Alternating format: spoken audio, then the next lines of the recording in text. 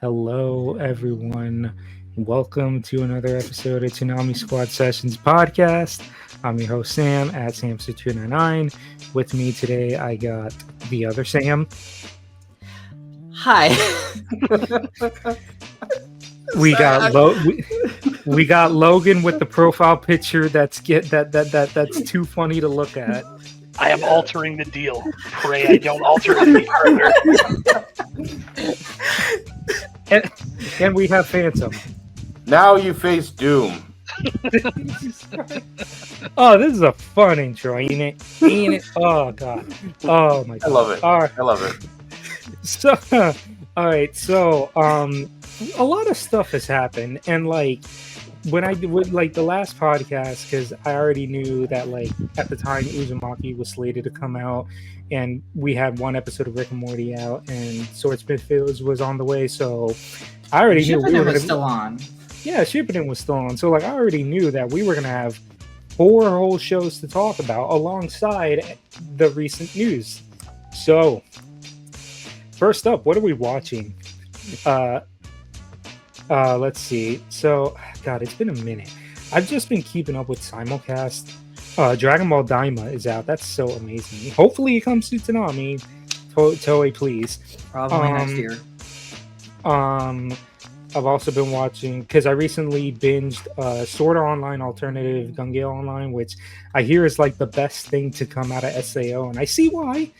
And now I'm caught up, so I'm like watching the new simulcast episodes. Let's see. I'm trying to think, because there's a lot of shows out. Dawn da Dawn. That's such a great show. What a great show! I love it. It's so good. And hopefully we could actually see it on Toonami, since it's a rare case of it not being tied down by one of the 4 horsemen of the anime streaming apocalypse. And what else? Oh, Blue Box. That's also on Netflix. That's a sports plus romance show. A guy from the badminton team likes a girl from the basketball team, and yeah, a bunch of stuff happens. God, there's just a lot of shows. Aside from that, I also am torturing myself. Well, I don't know about torturing myself, but I'm watching Tokyo Ghoul because it's funny. Because I look back at the convert of the tier list videos, which, by the way, it's finally out after months of working on that. It's finally out, but I'll talk about that in the end. I keep looking back to some of the things that I talked about, and then I realize it's like, some of these shows I still don't have much to go off of, and I keep going back to Tokyo Ghoul, and I'm just like, I didn't see a whole lot of this. So I'm like, you know what? I'm going to watch Tokyo Ghoul, and I know it goes off the rails after season 1. I just finished season 1 last night, so pretty soon I'll start 2, which is where it's supposed to go downhill. And I think, also just another simulcast, Ranma, that's out. Good show. Yeah, good show. I think that's about all the simulcasts I've seen. Yeah, that's about it. Okay. Well, outside of like Toonami stuff like Rick and Morty and Uzumaki, but one other thing. Sorry, one other thing. I saw the 4th My Hero Academia movie, You're Next. I consider it to be the 2nd best My Hero Academia movie behind what was it called? Heroes Rising.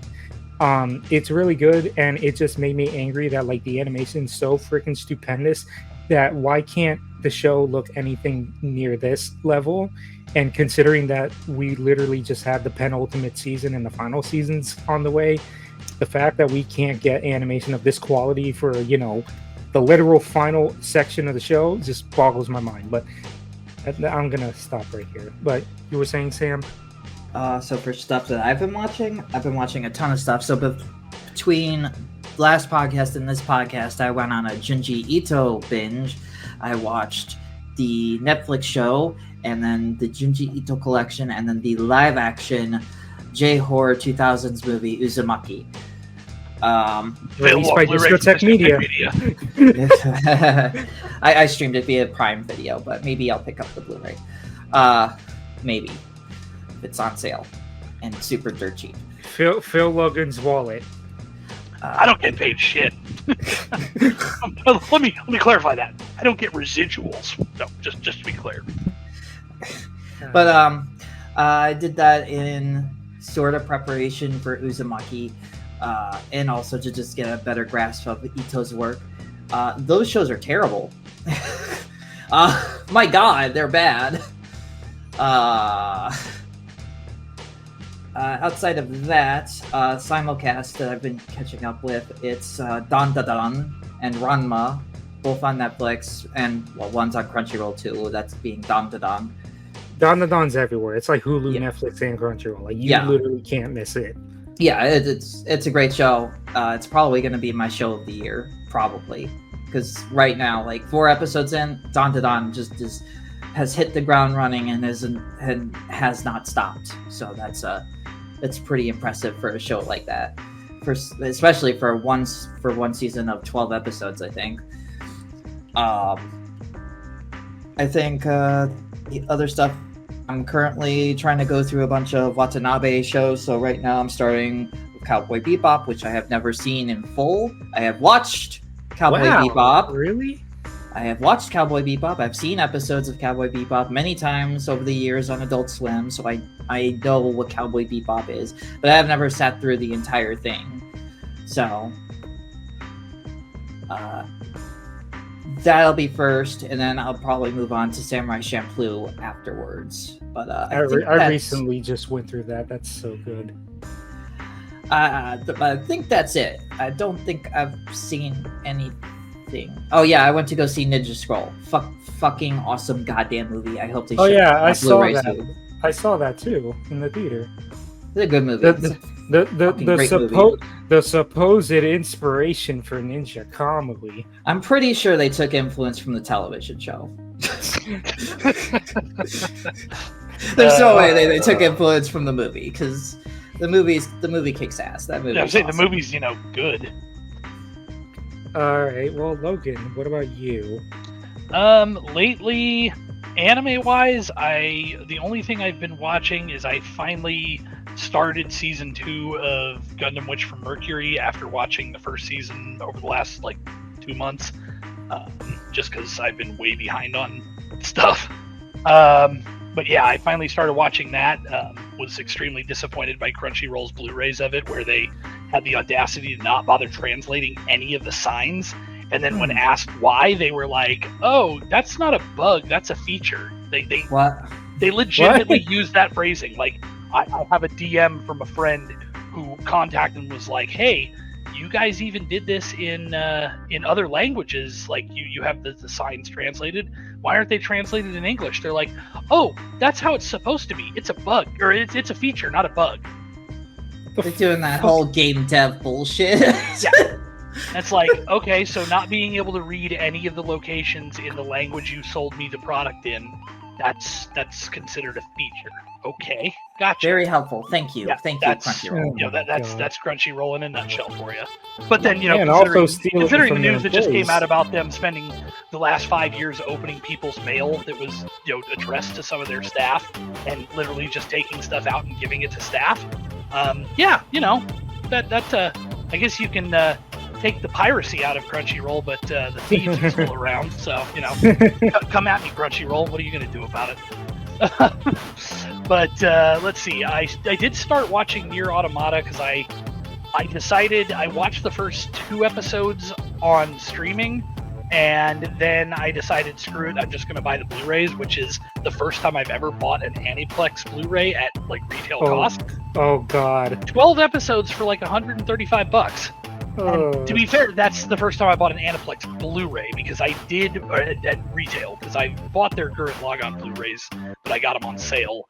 But I did buy the Gurren Lagann movie 4Ks with the new dub for $140 for 2 movies. Yeah, I mean, the dub's great, so that's good, but boy, is that expensive.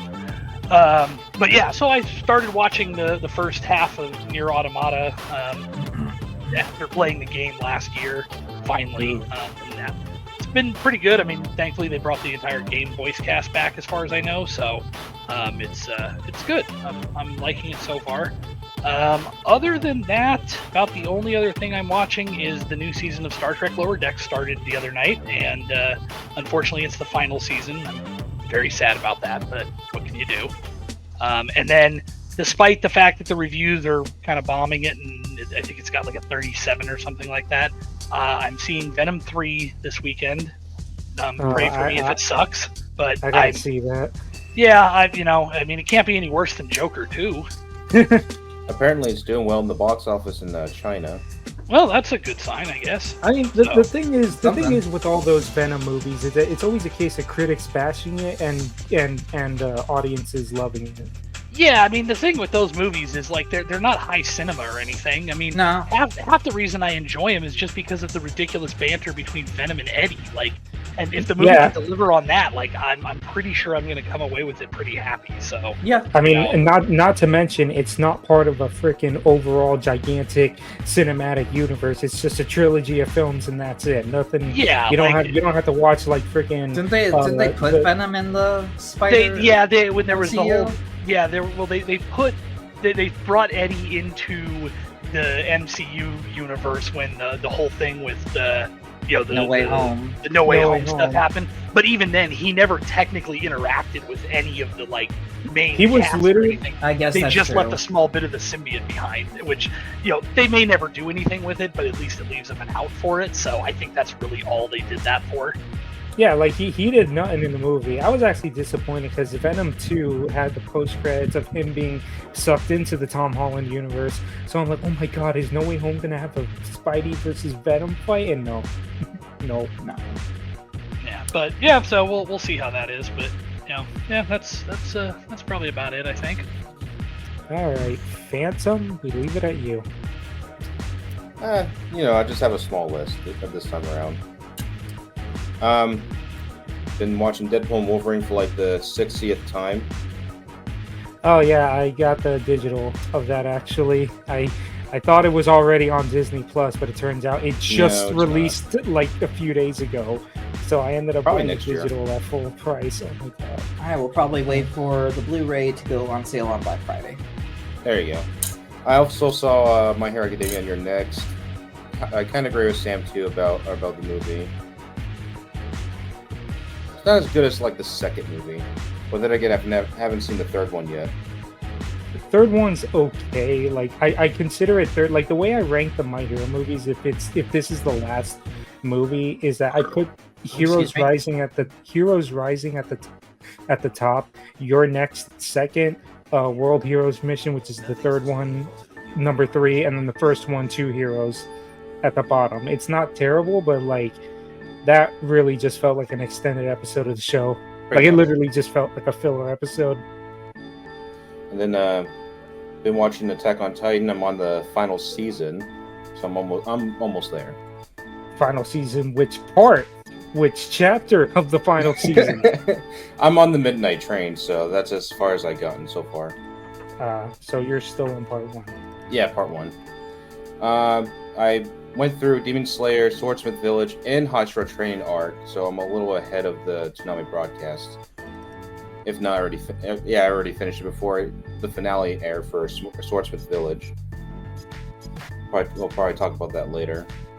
Don as well. I wasn't sure if it was pronounced Dandadan or Don, but I think it's Don. I think it's Don. Because the opening is Don. Oh, okay. Well, still, it's cinema. It's fucking cinema. It's a really good show. I saw it in the theater because they did the whole like limited 3-episode run. I wanted to do that. I wanted to do that too, but thank you, G Kids, for not having it near me. I had to go all the way to Orlando for that. Yeah, I was also going to see Look Back, but a certain asshole named Milton cut that short. Yeah, pretty much. I wanted to go to that too, but at least it's coming to Prime Video. And pretty soon, too. Sorry to cut you off, Phantom. No, I was just trying to get my train of thought, but I appreciate the stall. What else? I mean, I've been going through Agatha all along as well. That's something I haven't even written on there. But the show's okay. I mean, I haven't even watched. I'm probably gonna go with the Penguin next on Max. I And have then yet to see it. I don't need know. to see the Penguin too. So I've I'll heard probably get positive around to things it. between that show and Agatha, so we'll see. And I would be remiss if I didn't talk about the Sonic Symphony concert, which was fucking awesome. It was a packed show. It was sold out. Yeah, I couldn't get tickets in time, and at the same time, I also realized that the next weekend is a very important family event, so I only have limited free time, so I had to obviously make the right choice there. Family activities do come first. Yeah. No, yeah. That probably sounded bad. I didn't mean that. I meant like, yeah, obviously I need to put my family first. Yeah, that always comes first. But I mean, I guess if it weren't for that, we probably would have had a meetup. All right, But anything else? That's about it. And I'll just say I don't have nothing to say about Shippuden since I haven't watched it. Just Well, to let you know. okay. Well, I guess that's a good segue into our first topic. Y'all, can y'all believe 10 years later, Naruto Shippuden finally ended on Toonami? I'm getting too fucking old. And just think, us even mentioning it is more than Toonami did. Yes. Enough said. You know, I really wanted to hope that they were gonna give. To be fair to them, they did do like a special like bump after the week later. after. Yeah.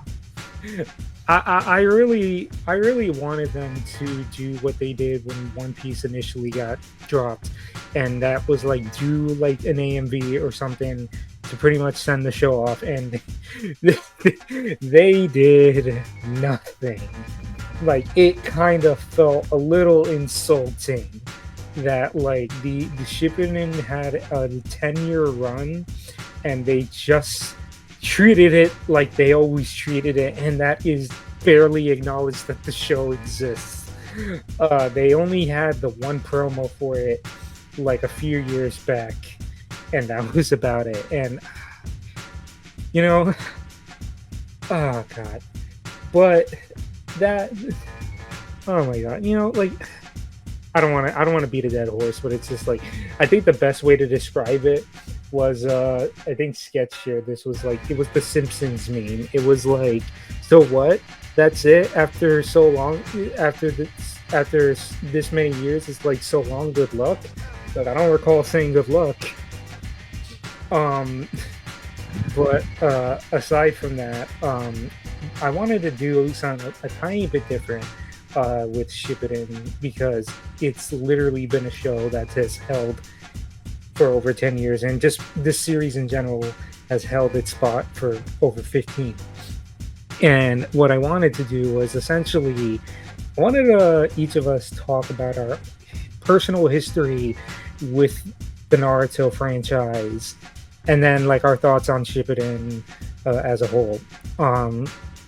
So for me, because I think I mentioned this in the tier list, but it was like, because I think I knew Naruto existed back in the day, but that was also during a time in my life to where I was not watching anime or anything like that, just because my household was really strict on what I was allowed to watch. So like anything like Naruto or DBZ or whatever was going to get me in trouble, so I just never watched it.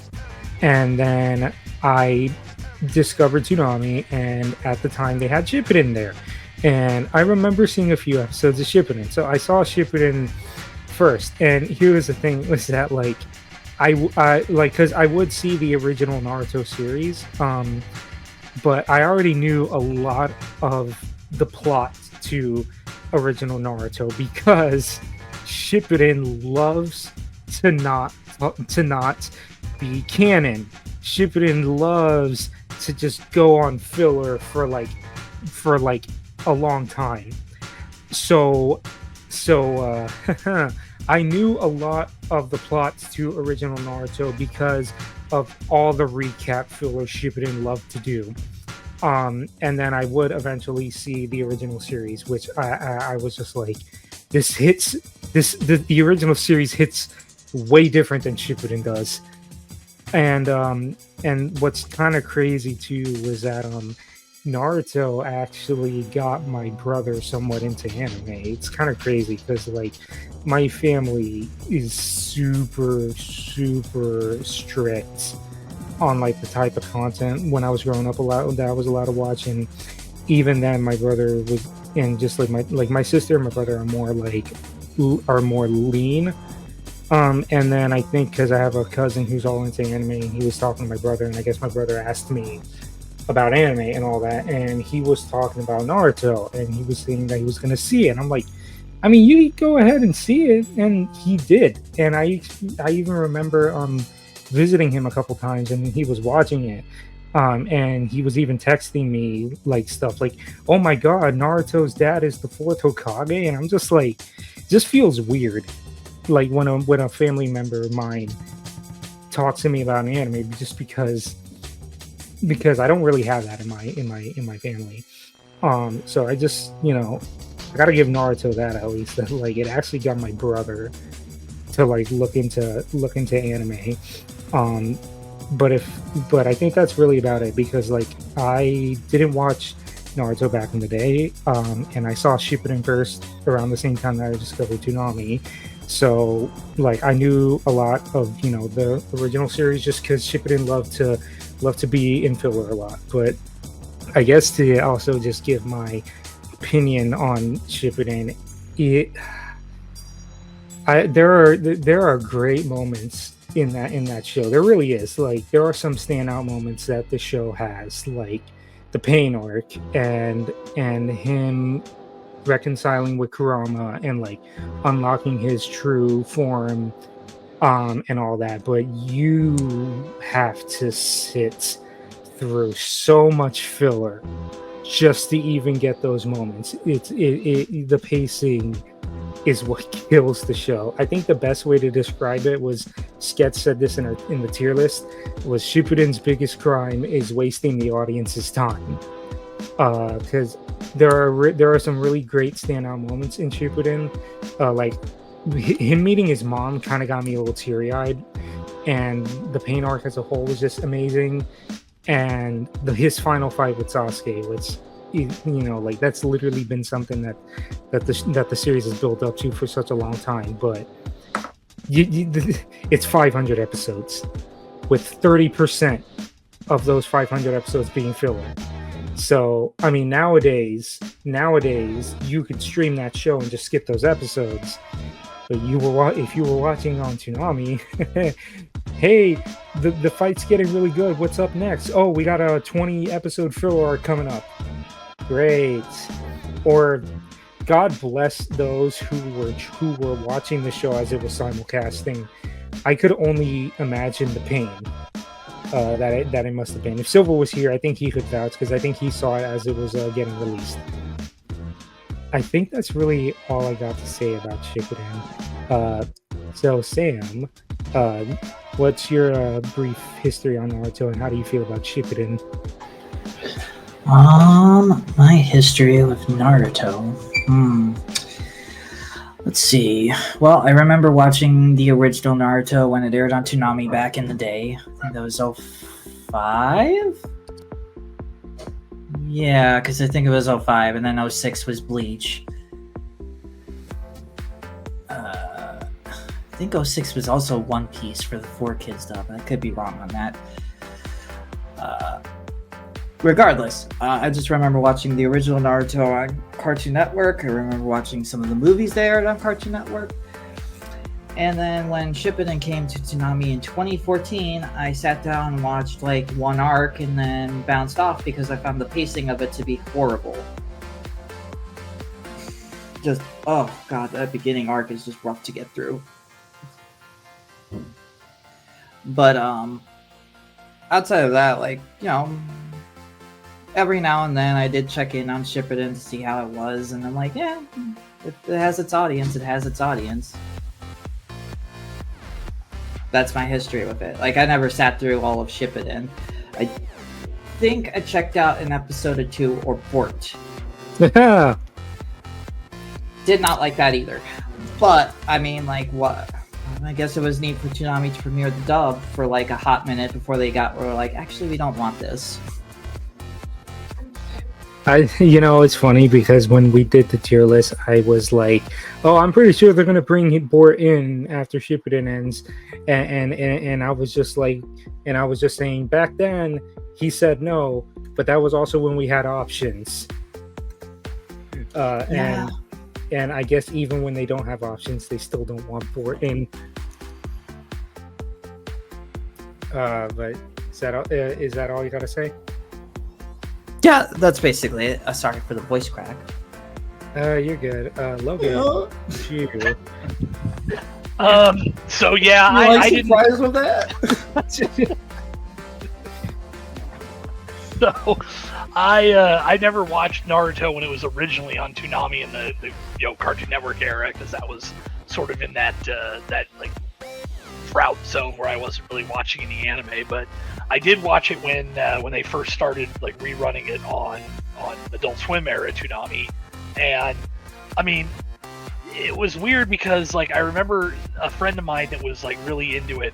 He was like, "Oh, the first arc is basically just these guys crossing a bridge," and I'm like, that sounds terrible. Like, what the hell is that even about? That's actually a really good arc. And it turns out, yeah, exactly. It turned out it was like a really interesting arc.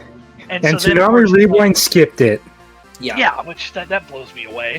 And then he's like, oh, and then the next arc is like all the exam stuff for them, Yep, that's also ready. a really good arc. And exactly, and I'm sitting there and I'm the same thing. I'm thinking, I'm like, I remember hearing about this stuff and going, this all sounds really boring. Like, what the hell does anybody see in this? And then I actually watched it and I'm like, holy crap, this is actually really good. Like, how I did not expect them to be able to turn, oh, we're taking exams into something actually interesting, and yet it holds up. Like, it basically avoids that trope of where effectively the filler trope that Shippuden suffered from, where like you said, you'd get all hyped up for something and then you'd end up with 20 episodes of bullcrap. That avoided it, and of course, I mean, since it was early on, obviously they had a ton of the manga to deal with, so there it's not a One Piece situation where it's like, oh, we either got to stretch this out or we have to invent a shitload of filler. So like I can understand why they were able to keep the pacing so good at that point, but and then of course they jumped forward to Shippuden, and at least as far as I remember they did, because I don't think they finished that arc. If they did, I completely forgot about it. But I don't know 100% because I wasn't there. But like, wasn't original Naruto still running around the time Shippuden was premiering? So what Toonami did was when they acquired Naruto back in 2012, they did not have money to acquire the entire thing, so they made a deal with Viz to only acquire season 1, which is the first 52 episodes. That sounds about right, because that would be about what I remember running, like based on where it went to. Yeah, so basically they never paid Viz more money to acquire the rest. They were just like, we just want 52. Because I think what they did was like they were hopeful that Tenchi Muyo would have done well enough to hold 12:30, and they're like, oh shit, this is actually failing. Hey Viz, we want Naruto on. Can we get it? Sure, we'll only acquire a season. That's good for us. Air that shit. Yeah, and so like that was the thing, was I only got to see that part of it, and I did eventually go back and watch the rest, like and actually like kind of catch up. Now I'll admit, when it comes to Shippuden, I did start kind of following the here's what's filler, or non-canon, and here's what is guides, and so there were a lot of episodes that I tended to skip. But I mean, I ended up enjoying it. I mean, like I said, it suffers from that problem as it went on, where it was like, oh, we have to pad this out, we have to pad this out. But I mean, it was a satisfying ending. I mean, I think probably the biggest downside would be that, having seen the little bit of Bort that they ran on Toonami, and like, knowing how, I didn't really know how Shippuden was going to end, but I knew, like, I mean, obviously that there was a pretty positive outcome for, basically everyone, because, they're all in Bort. So it was like, that was kind of a bummer. Just Well, 'cause, except Neji. yeah, well. Or Neji, oh well. But like that, that was kind of a downer. But I mean, it didn't. I wouldn't say it affected my enjoyment of the end of the series. I liked it. I mean, it was a Toonami staple for a very long time, and like I said before, it's it's unfortunate that for something that was such a staple on the block that stayed there for so long.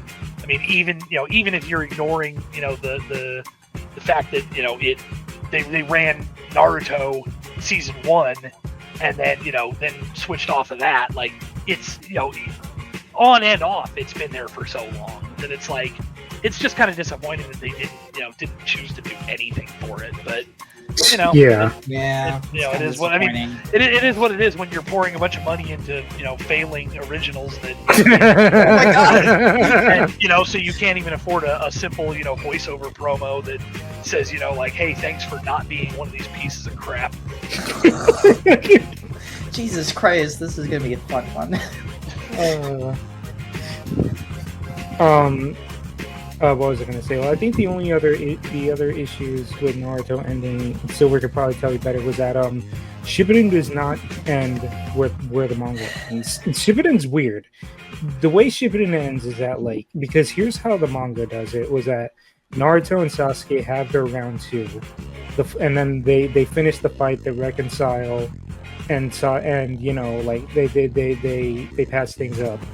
And Naruto and Sasuke essentially are like bros now. Then they do a time skip to Naruto becoming Hokage, and then another time skip to where Bort is a thing, and Naruto is just like, "Hey, the village is my family," and all that, and that's how the manga ends. Shippuden, because it's weird. So essentially, the end of Shippuden.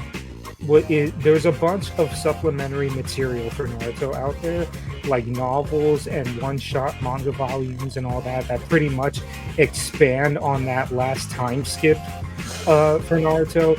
The biggest example is if you read the manga and then saw Boruto and all that, Naruto and Hinata got married. But you don't see that in the manga. You don't see that, like, in the source material. So that's why we have the last, which wasn't even written by Kishimoto. I don't know who wrote that, but essentially someone else was writing it as Kishimoto was just giving his approvals or whatever, or like consulted. So like. Which, by the way, of course, Toonami skipped. I think we talked about this in a previous podcast, but like another canon movie that they skipped because Naruto and Hinata essentially end up together, and then Shippuden ends with like adapting 2 volumes, one being a Sasuke side story and the other being a Shikamaru side story, and then the last few episodes is adapting a novel which pretty much tells the events of Naruto and Hinata's wedding, and the show ends with them getting married. And yeah, he does like that. The one issue people have with the ending of Shippuden is that you don't see Naruto becoming Hokage. If you want to see him become Hokage, there is an OVA that never left Japan that is pretty much when he became Hokage, which that OVA would get repurposed into an episode of Bort, actually. So we actually did see Naruto become Hokage on Toonami via one of the episodes of Bort. I forgot which one. Freaking weird. But I didn't mean to go off. Now, Phantom, I know you said you didn't have much to say on Shippuden, but do you at least want to give your history with the Naruto series? I mean, that's the least I can do. I mean, what was it? Yeah, I did start watching Naruto back in the day. I think I stopped until around after this Sasuke retrieval arc. So and I probably stuck around for a few episodes, and I mean that was essentially the end of part 1, because I know there was Sasuke retrieval, and then they just went into a massive filler arc before they would eventually go into Shippuden. I think I dropped out like 2 or 3 episodes after that. And I probably would be remiss if I didn't mention the giveaway they did when Naruto originally aired when they were giving away a bunch of Naruto headbands, which I have to this day. Oh wow. I just don't feel like digging it out of my closet. But that's still pretty cool. It's just a piece of plastic, really. It's not like one of those pieces like the metal ones you get at like Hot Topic or whatnot.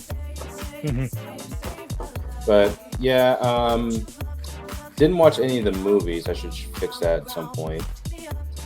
I've probably seen one of them. It's been a long time since I watched. I will Naruto. watch Road to Ninja and The Last. Road to Ninja is a side story movie, but that one's actually really good. And The Last, well, that's a canon movie. That literally explains how Naruto and Hinata get engaged. And yeah, and then of course, obviously, I watched the uncut version of Naruto on Adult Swim's Toonami. Even though I have one episode, or actually 3 episodes of season 2 of Naruto, which is where Naruto starts training for the Chunin exams and meets Jiraiya for the first time. One of my favorite characters, well, aside from Itachi. Itachi is like one of the best characters in the series. And then, and I'm rewatching it on Toonami Rewind, so definitely a blast of nostalgia for me. Too bad they skipped Land of Waves. Yeah, that was a stupid ass decision, but I'm not the network. Who knows what they were thinking when doing that? I don't know. I mean, Right. to quote Angry Video Game Nerd, what were they thinking? All right. I could probably say the same thing for the next show. Well, so to just bookend this topic real quick, because a lot of people, and I was even asked about making something for Naruto Shippuden, but if I'm being honest, to do something to make something for something like Naruto Shippuden is a pretty tall order. And not only that, but at the time I was finishing the tier list, and I did do like a nice little bow for Shippuden. I put in Silver's art. He made a really nice piece for the finale to Shippuden when it aired. And I did thank you for 10 years, Shippuden. You certainly held your spot in Toonami for as long as you could, and it's just a shame Toonami didn't even do anything. Thanks for being such a rock. Yep. Yes. You sturdy rock. Now get the fuck out of here. Now, moving on. Soga, wait. Soga, we all like anime, right? No. Right? No, Clearly not when it I comes hate to anime, this. actually. I don't even know why I'm here. Anime was a mistake.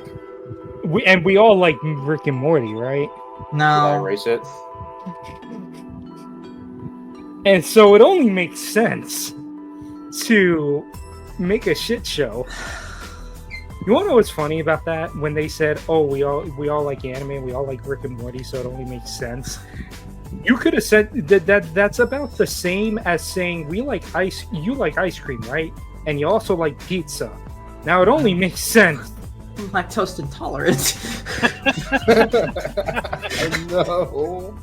So even more. Rick and Morty the anime. Oh, this is gonna be a roast session. That's yeah. I think I made this joke on the Toonami Faithful podcast. Nuts and gum together at last. Yeah. So I saw both the dub and the sub. I was watching the Thursday dub premieres, and then Toonami would play the subtitled versions. And dub sucks. I hate Morty's Oh god, we're voice. just gonna let's rip the band-aid off. That dub is terrible. It's fucking atrocious. I hate it. I hate everything about that dub. It's terrible. I seriously have to wonder if Adult Swim has some sort of contract with Lucy Christian or something, because she With keeps showing Sentai, up in like maybe or Sentai, but like Lucy Christie keeps showing up in all these originals, and the fact that she plays this new girl who's like essentially head over heels for Morty, and it's just her Ochako voice from My Hero. It Which is just makes her me, normal voice. it just makes me. I said this show. It's this is essentially someone's really shitty fan fiction of crossing over Rick and Morty and My Hero Academia and just pairing Morty with Ochako. It's just like my headcanon is like Ochako gave up on Deku. She's going for Morty now. But yet again, I'm talking about the dub. Toonami only played the subtitle, which at least y'all were spared from those terrible voices. Oh my god. You know, I'm having a hard time even trying to give my thoughts because I don't even know what the show's about. Like, there's some time travel BS, and this girl is like a certain species to where she views time all on a single layer or whatever, and everything's backwards. And apparently Morty was a space warrior in another universe, and he died. And what's her name? Elle just, I don't know what. I can't. I don't know. I literally don't know. Like, I was the entire time I was just like, what is this? What is going on? You know, and technically this is not a Toonami original because this was always meant to be its own thing. So we cannot classify this as a Toonami original, but at the same time, it's like Jason still has his name on it. Oh my god, I don't. Well, you know what blows me away is an article just came out today talking about like the most popular summer anime 2024, and of course, you know, Rick and Morty the anime was listed, and this article is up on Anime News Network today, and they say that according to some analysis firm, 1.74 million people watched on Max on its release week, which they say made it competitive with that week's latest Last Week Tonight with John Oliver and the streaming debut of Furiosa. So they said that's 10 times the number of viewers that the show had during its terrestrial broadcast on Cartoon Network, estimated by Nielsen. So they said that's fairly typical for the time slot, if a little low. But then they go, and this is where I frankly don't really buy it. They go, once we factor in piracy estimates, it brings the total viewership of Rick and Morty the anime to around 3 million unique US viewers for August. Almost 1% of the US population gave this anime a try. Now, what I'm curious about is, okay, maybe I can believe that for week one, because let's be real. All of us were kind of like, well, you know, maybe it could be good. The shorts were all right. Let's give it a shot. and then we were disappointed, of course. So what I want to see, and of course this article doesn't mention it, is what was the drop off on week 2? And that's what I'd really like to know. But what's interesting is they said that they go, by our formula, and this is done by Miles Atherton, who runs a company called White Box, that they do, like, they're like an analytics firm for the anime industry, and Miles has been in the industry for a very long time, so I do believe that, you know, his information is most likely accurate. It seems kind of questionable at the same time, but, you know, like I said, that's based on week 1. But he says, to put a finer point on it, by our formula, Rick and Morty the anime is 52 times more popular in the States than it is in Japan. No other anime comes close. Tower of God is next closest at 15 times, and the biggest ratio in favor of Japanese interest is Dungeon People at 6 times. Rick and Morty may be the most extreme outlier I've ever seen in this kind of analysis, but considering its background in both countries, it's hardly a surprise. Well, yeah, I mean, he even says there's been very little chatter in Japanese spaces for the anime version. And it's like, yeah, because honestly, with as much anime as they have to pick from, I mean, we get a lot over here, obviously, but even seasonally, we don't get everything. And everything that they get, you know, over there, it's because that's obviously the home market. Why in God's name would they want to watch Rick and Morty the anime when they've got all that other stuff they can pick from? Well, it's also funny because I remember, I think it was Mother's Basement that said this. At one point, Rick and Morty was popular in Japan, but it fell off so hard that like they didn't even do a Japanese dub of the show. Like they stopped dubbing it after season 4. So like, well, yeah, according to Miles, he said the first 3 seasons were the only ones that got dubbed. oh, I could have sworn that it was up to season 4. Either way. Or maybe it was that they stopped at season 4. I don't know. Sure, but what is interesting is because he doesn't actually give the numbers, but I did miss this in one of the paragraphs. He even says, while the numbers took a sharp dive in September by all the metrics I keep track of, it's not surprising that so many people would give the anime a shot in the first place. So yeah, that's kind of where I'm at with it. Is it's like, yeah, I can understand everybody wanting to check it out, and then yeah, like. So sitting there going, oh, it's 52 times more popular in the States. Yeah, okay, episode 1 was. Let's, like, what are the numbers by episode 5? Like, yeah, you could literally say that with all the other Toonami. Ninja Kama, we also had a big spike in like viewers and all that in the beginning. What did they look like in the second half? Yeah, and then that's the real thing. Is it's like, you know, yeah, the numbers are great, but for how long? I mean, you know, good single episode numbers don't mean anything if the rest of them are in the toilet. And yeah, to go back to the show, that show's not Rick and Morty. I don't know what Shisano was thinking. It's funny too because recently Adult Swim put out a sneak peek of season 8, and it's like this ain't the anime is not like this at all. And it's just funny that like they tried to give one of the Ricks, like a character arc that like, oh, he really cares about Morty and all that, when like the entire joke about Rick in the show is that he's a piece of shit. Like that's literally his thing. So to try and like give him some empathy it's just not gonna work. And then the whole thing with Morty in the show is that he can never get a girlfriend. I mean, like hell, like he'll get a girl in the show, and the girl will probably die a gruesome death in the same episode.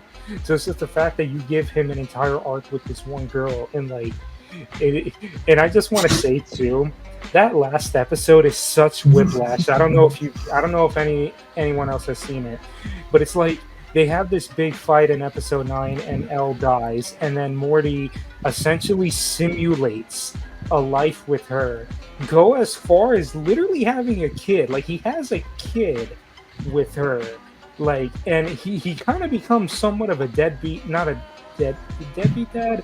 It's essentially it's the game of Roy. That's what it's called, right? Roy, like, you know, if anyone's seen the show. Yeah.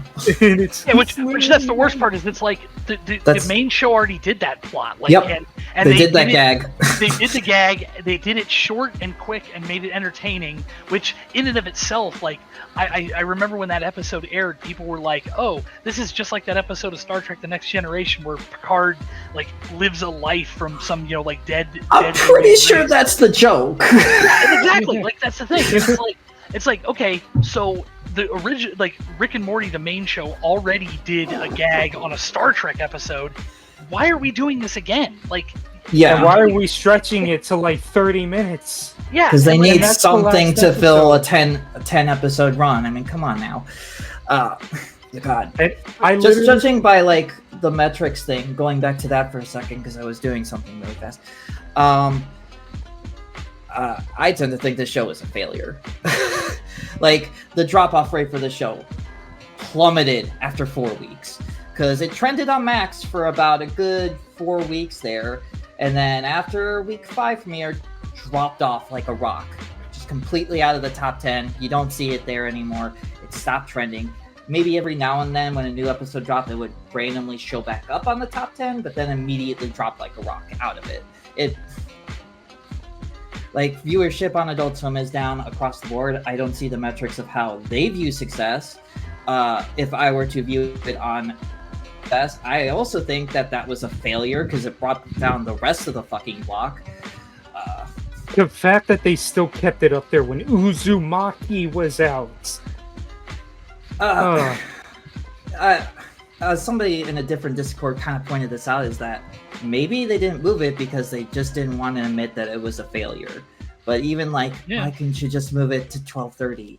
Because then you're not admitting it's a failure. Because me saying it's a failure says nothing if you move it to 12:30. Now, if you moved it to like 3 a.m., then yes, we can admit that that's a failure.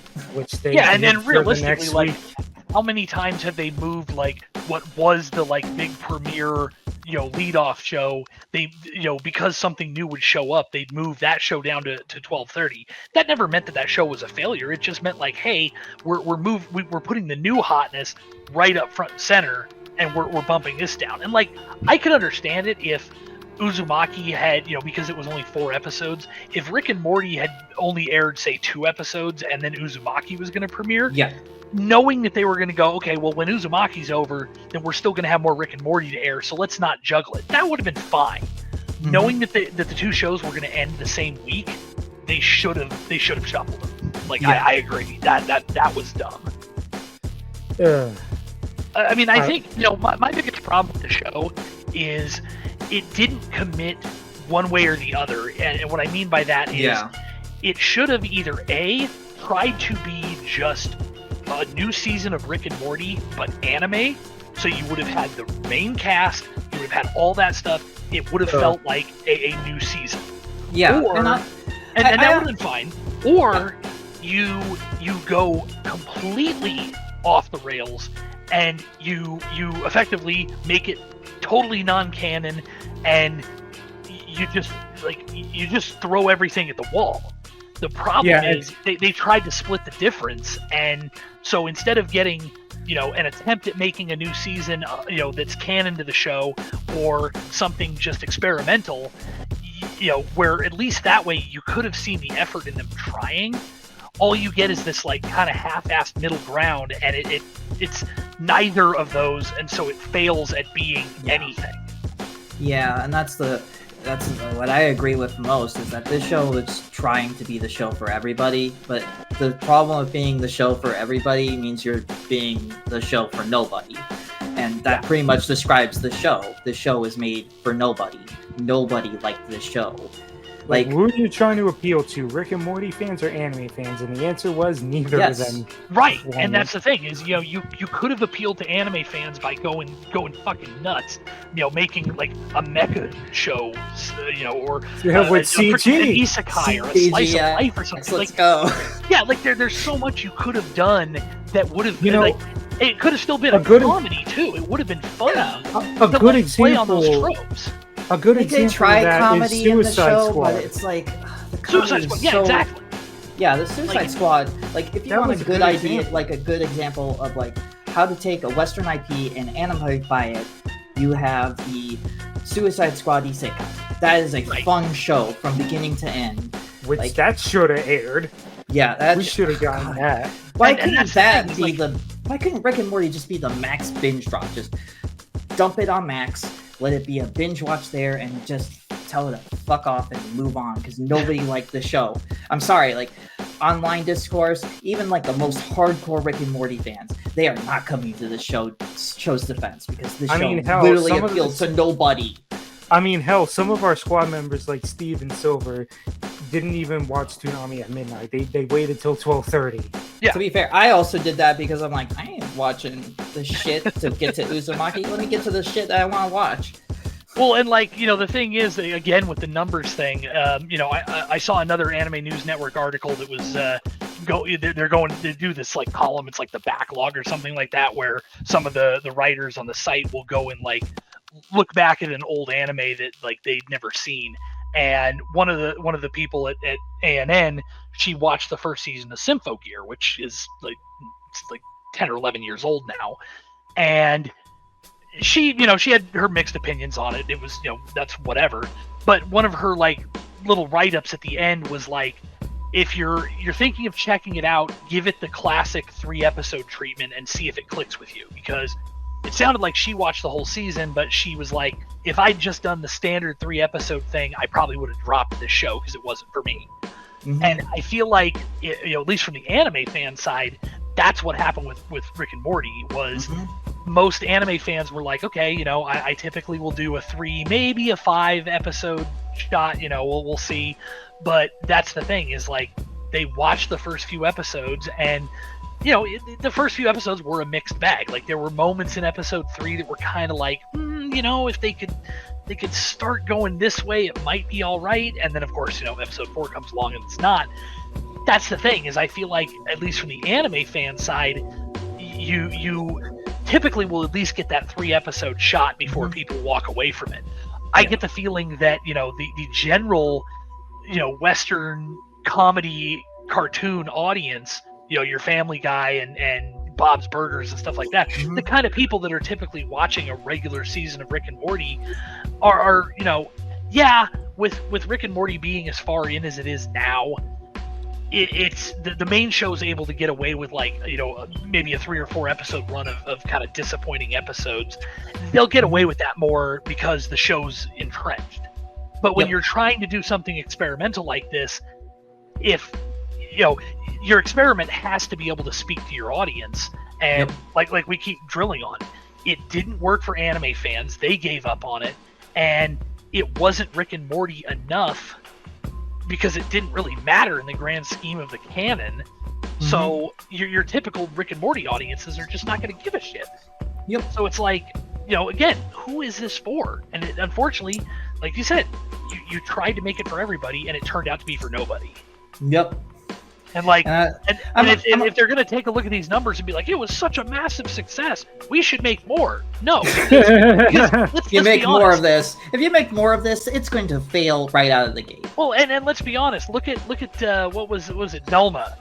I mean, they renewed that for a second season when the thing was getting raked over the coals. I mean, I think what really happened with that show is that they actually ordered a larger episode order. I agree. I mean, that's especially because that's pretty standard in Western animation. They'll order 20 episodes and then go, oh, well, we're going to split them into 2 seasons, but because of the way we ordered them, we actually are treating it as a single season, so we don't have to pay the animators their second or third season.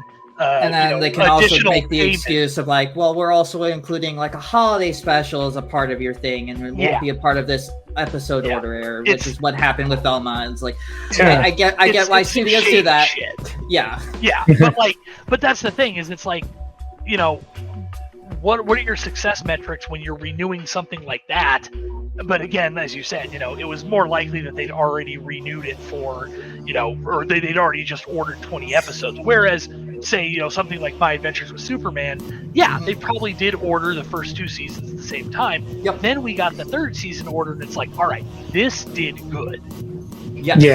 This did very well. My Adventures with Superman did very well for Adult Swim, which I'm actually very happy that they're yes, we want to continue this. We'll pay Warner Brothers money to continue making more Superman for us. And that's good.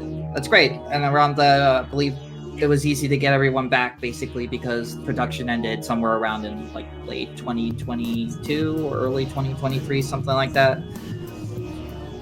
So I'm personally happy that they're making more of that.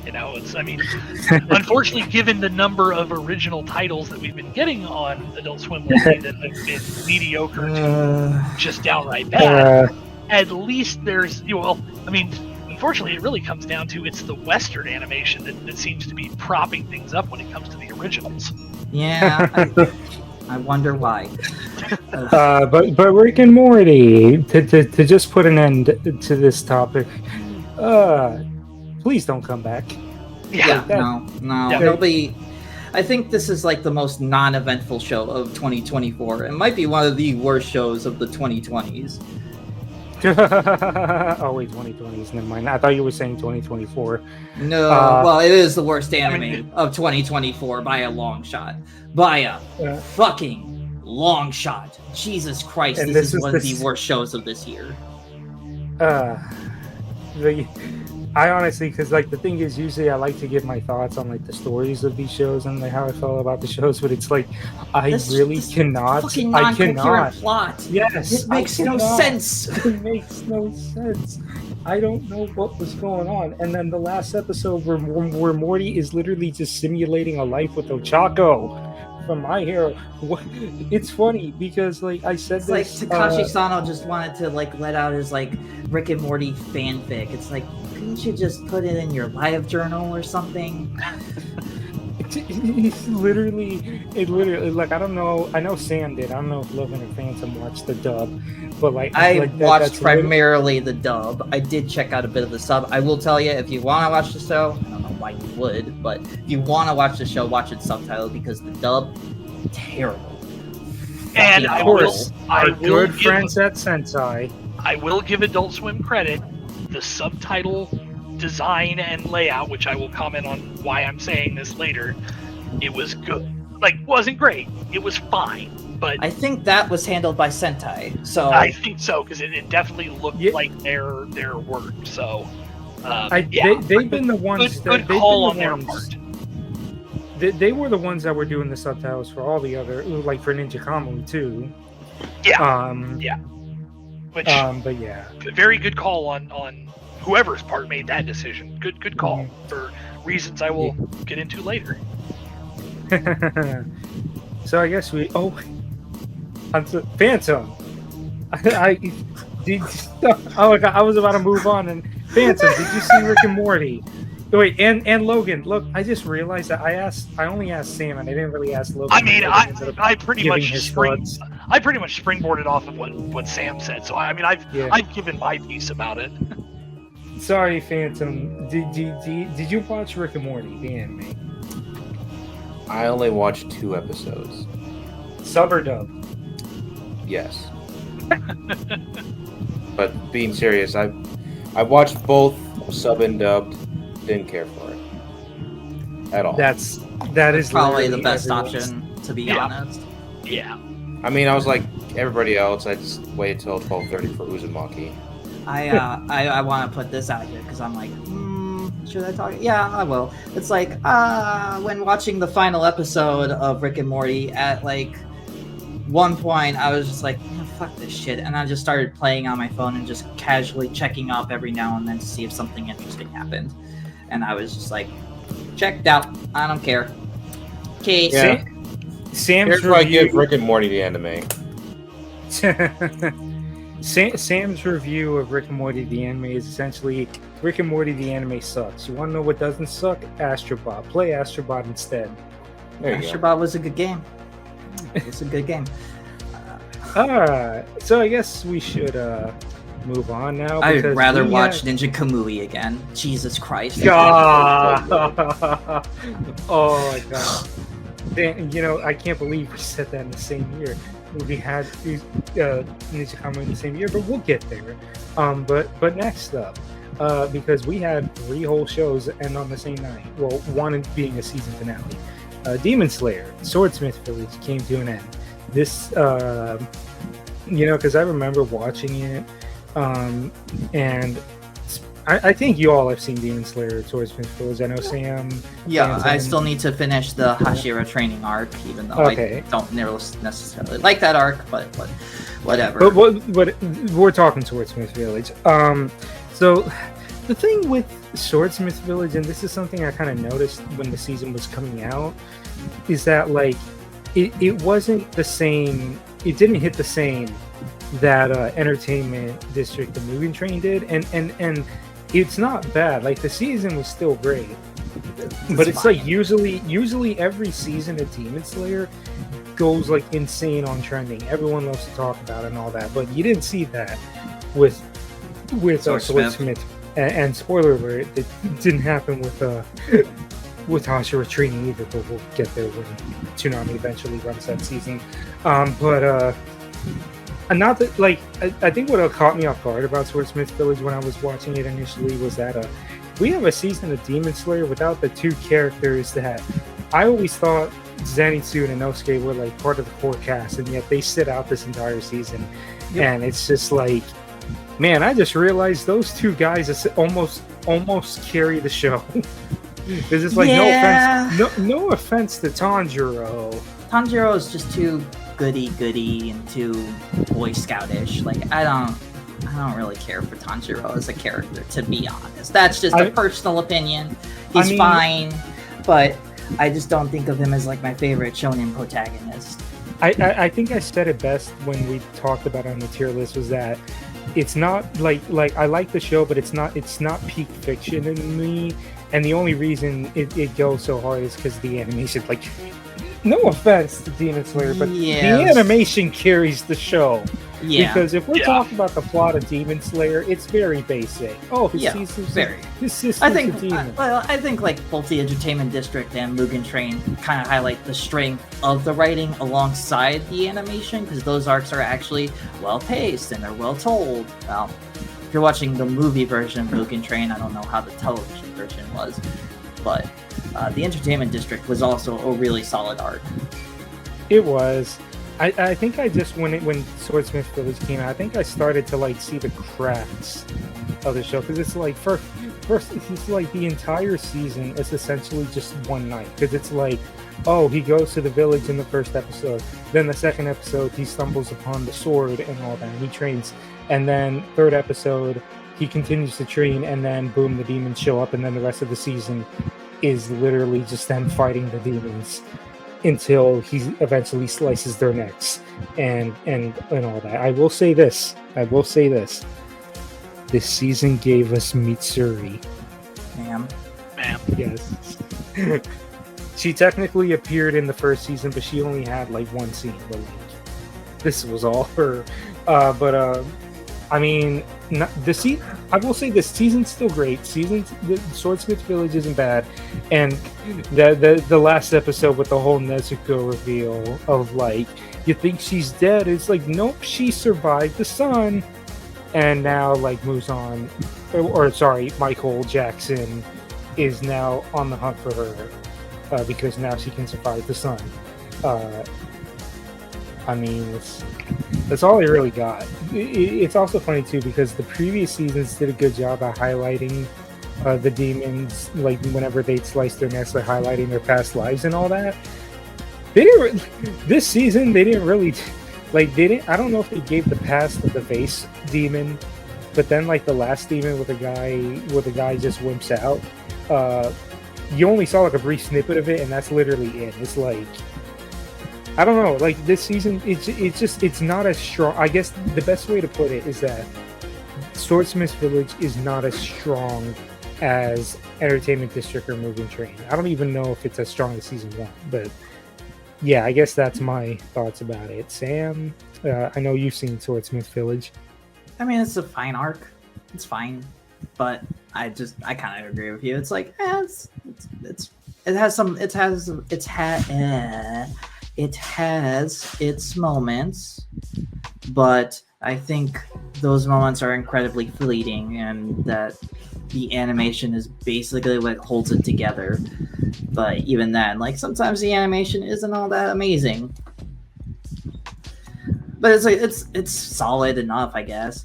I'll tell you this, I liked it more than the Hashira training arc, which is not good. I will eventually, like, I'm pretty sure Toonami will eventually air, probably next year. Yeah. Logan, did you watch Swordsmith Village? I watched part of it. I haven't finished it, but I mean, I know enough of what goes on. You know, to me, it feels like one of those. You know, I hesitate to call it filler, but it's like it's one of those seasons that exists to get us to the next like major point. Like, you know, could they maybe just done it as a movie or something? I guess, yeah, but like probably. The problem is though, like after Mugen Train, like as a movie, kind of set the bar really high. Like, what would you have even done with this as a movie that would have like at least matched that? Yeah, that's true. And that's the problem. Is like it. You know, there's no way you can look at this and go like, even if they knew they couldn't match it, it's going to be such a step down that it's like you can't do it as a movie. You know, maybe they could have done it as like a shorter like OVA type thing, but then again, I mean, you know, when the show's as popular as it is, you don't want to be, you know, cutting your options for, you know, getting the thing on TV and getting eyeballs on it. What was I going to say? I mean, they did play the last episode in theaters because they did that. They did that event again, to where they played the last episode of Swordsmith and the first episode of Hashira in the theaters. Right. Yeah, I mean, like I said, I haven't finished it, but I mean, it's it's fine. I mean, That's it like is the what it best way is. to describe this season. Yeah, is that like I mean, it's fine. it's not terrible. I mean, it's if I were sitting down and watching, obviously, assuming that there, I get bored. It's like, yeah, if I'm sitting down and watching the whole show, like, yeah, it's fine. I'll go through it again. Like, it's not a big deal. But it's also just kind of like, it's there. Like, that's, it's whatever. Yeah. Phantom, you seen Swordsmith Village, right? Yes, I did on Netflix. So What do you think? Like Sam once said, animation does hold it up, but you forgot to mention the banger of an intro song that is "Man with a Mission." Ah, yes. Well, I know. I skipped it. Oh, well, Silver's gonna have your neck now because any opening done by Man with the Mission is a peak Look, opening man, to him. They peaked with the Inuyashiki opening. There's only downhill from there. I'm sorry. I mean, that's a Silver's opinion. You clearly have not seen the second opening of Vinland Saga, but No. But no, yeah, it's fine. But yeah, it's good. that's honestly the best way to describe the It season. really is. Yeah, it's fine. Because it just doesn't hit the same highs that the previous two did, and it's just like this is the thing. It's like it's not bad. It's not a bad season. It's still, I will give it this. It was better than the three other shows. Well, okay, not three. The other shows we're going to talk about. Well, The other show. pretty much The like, other show. the other show. Like, we're giving Demon Slayer the participation award. Congratulations, you aren't dog shit. Take your award and leave. So, I don't know, like, any final thoughts on? I mean, I hope we see Hashira training soon, but I'm also just mad because they're milking this franchise and they're pulling an Attack on Titan move, but worse, in that they are doing the final arc of the story as a freaking movie trilogy. And it's like, you know how long it takes to get movies and nonetheless a trilogy? And the amount of time it takes for those to get made to then, when they release in Japan, to then getting released in the US. And it's also like, Sketch said this when we were on the tier list. None of them will air on Toonami, and I'm like, no, they will, because they're gonna milk this franchise. They're gonna release those movies, give it a year, and then they're gonna edit them into TV episodes. Yep, Mark my words. they are gonna do that. So- Because why would they not want to milk this fucking cow? So we will see the finale on Toonami. Just give it probably 5 or 10 years if we're still alive by then. But yes, Demon Slayer. I mean, I like Demon Slayer. It's just like, yet again, it is not peak fiction. What carries it is the animation. Let's be real. Yep. Like, because the story's basic as hell. But yeah. I like the ending of Swordsmith with Nezuko. That's a really good Yeah. setup. Yeah, it's good. I got so mad because like Hashira Training came out and we're just expecting another season of Demon Slayer, and then like episode 6 comes out and it was like, hey, by the way, this season's 8 episodes, so it's about to end in 2 weeks. It's like, excuse me? They pulled the Fooly Cooly shoegaze, or the Fooly Cooly thing. So yeah, but we're not gonna. We'll save that the topic because I'm pretty sure we'll talk about. I'm pretty sure they'll air Hashira Training Eventually. For sure. But I think it's time to move on, guys. And Ooh, the big got one. the big one. The big So- one. Big kahuna. So join us in the spiral as we talk about Uzumaki, the Toonami original, one of the first Toonami originals, by the way. This was announced in 2019, well before Fina, well before Black Lotus. This was Well, I announced- mean, like, we had the Fooly Cooly sequels, and then Well, not- IGPX like- before then, so... No, but I meant like this was one of the first that was announced. That's what I meant. Like it was announced, and then before Fame, before Black Lotus, and all that. Yeah. And after 5 years, it's funny too because I put out that tier list, and we just kept cracking jokes about Uzumaki. And it's funny because then a week later, we actually got a release on that, and I was like, "Well, this is outdated." Like everything else. And then, well, let's go in order here. Let's not jump right in just yet. So, like episode 1, because Sam and Sketch got to see an early screen of episode 1, and Sam, you loved episode 1 a lot. You had positive things to say about it, right? Yeah. Yeah, I thought when I sat down and saw when Adult Swim was, thank you very much, Adult Swim PR, for sending me a review screener for Uzumaki. I'm very grateful that I was able to review it, because I think of it as one of the best horror I've seen in a very long time, at least for anime specifically. Episode 1 was just beautifully crafted, and every meticulous little detail that was made in episode 1 was just phenomenal, and it really sets you up for hope. But we'll get there. We'll get there. But I want to give the show its flowers. For episode 1, it was amazing. Probably one of the best first introductions to a show I have seen in a very, very long time. I love episode 1 of Uzumaki. I could continuously go back to it time and time and still get chills down my spine just watching specific scenes. It's that damn good. Yeah, it was amazing when it came out on Toonami. We saw it. I do want to say this though, because we'll talk about it more in detail. I still think the white subtitles was a terrible idea. Yeah, it was a terrible choice. Yeah, what were they about thinking? that one? So episode 1 came out, and we watched it on Toonami. We were like, "Holy shit! This episode was amazing." We all had a good time. Silver shit his pants, and yeah, it was well crafted, well animated, everything. It's a 4-episode series. There's no way they can mess this up. I've altered the deal. Pray I don't alter it further. So then next week came.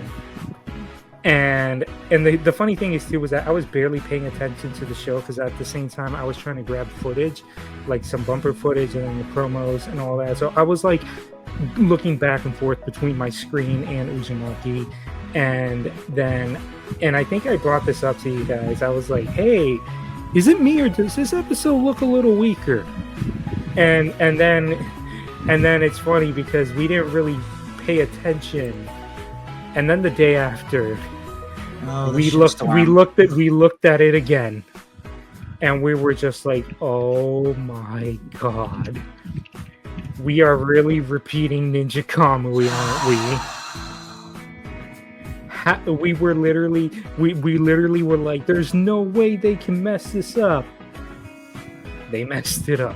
No. I guess the best way to describe it is, we're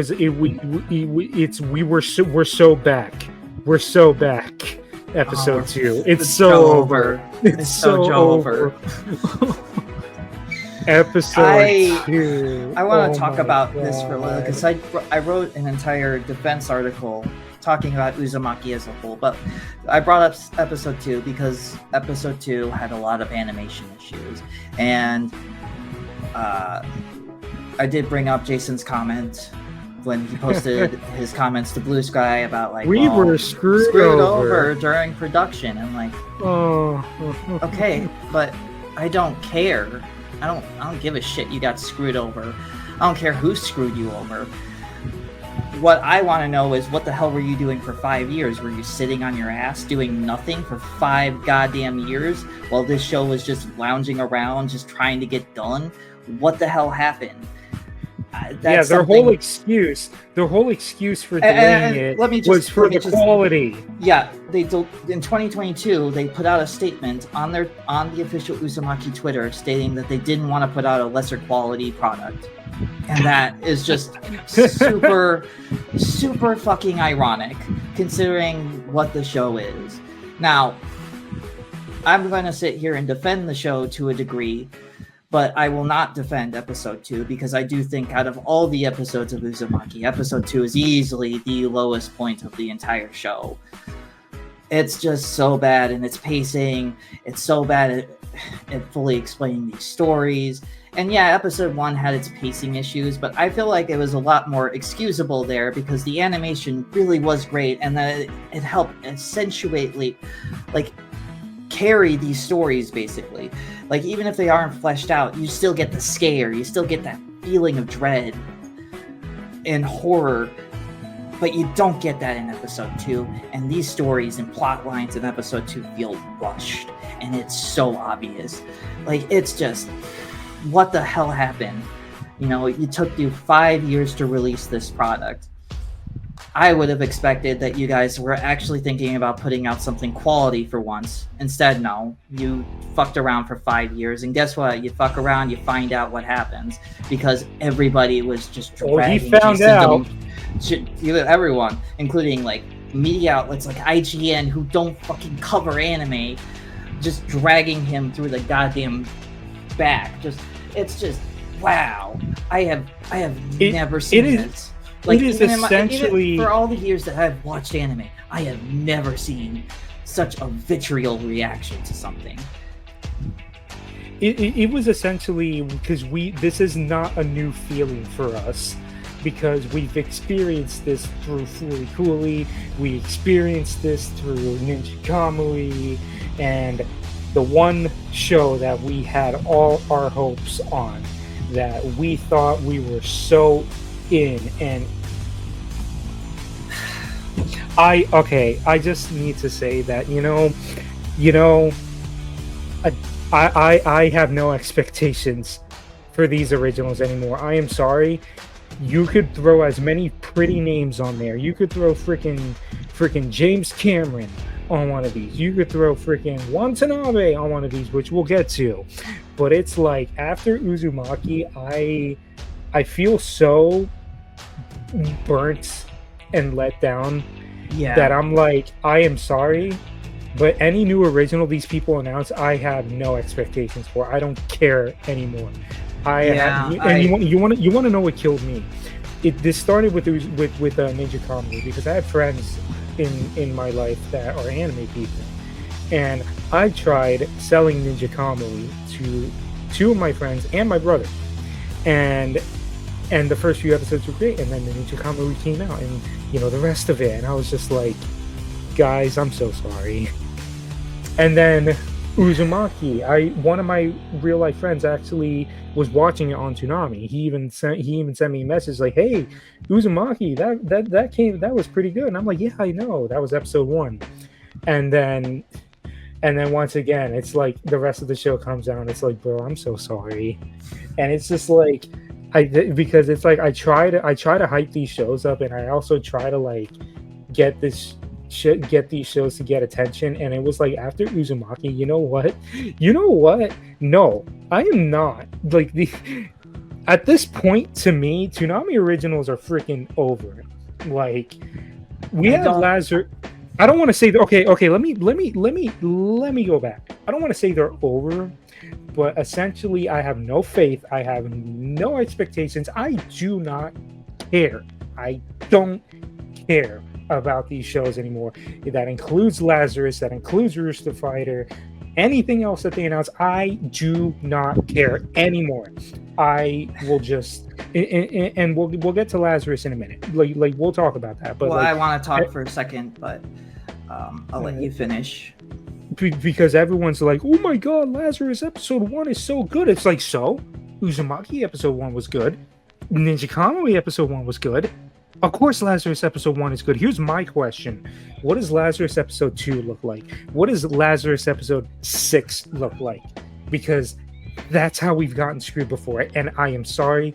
No offense to Watanabe. No offense to any of these. I will not I will not get excited. I will not do anything regarding the show until I see the entire product. The entire thing. Which yet again, like, we'll talk more about Lazarus later, but that's how much Uzumaki burned me. Like, after that, Yeah.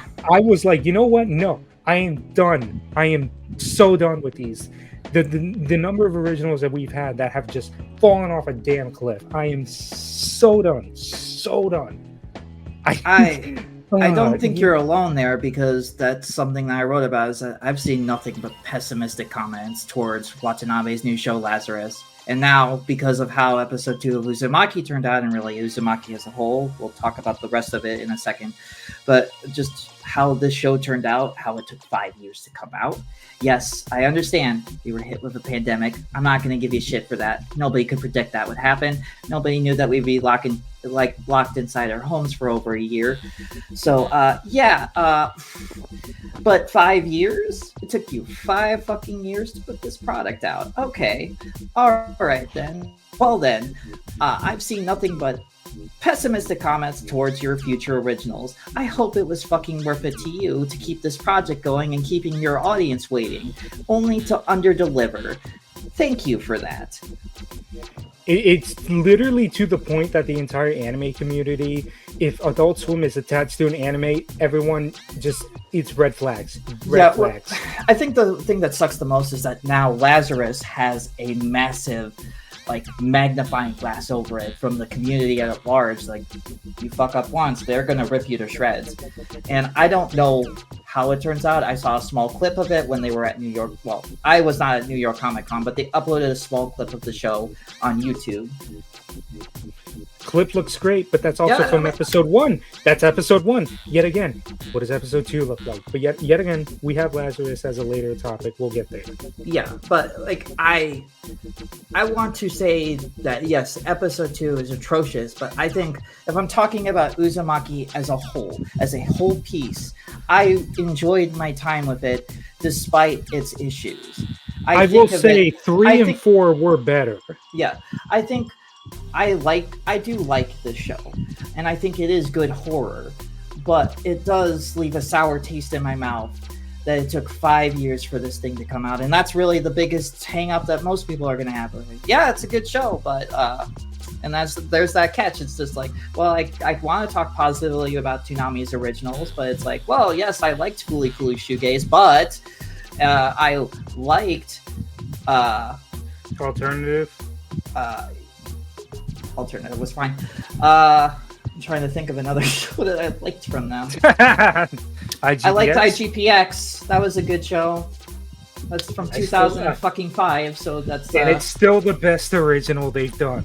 I would probably say I'd probably put Uzumaki a little bit above IGPX. I put it a little lower than IGPX. I think I'm a little bit more positive than you when it comes to Uzumaki. Did we forget Hell's in Complex C?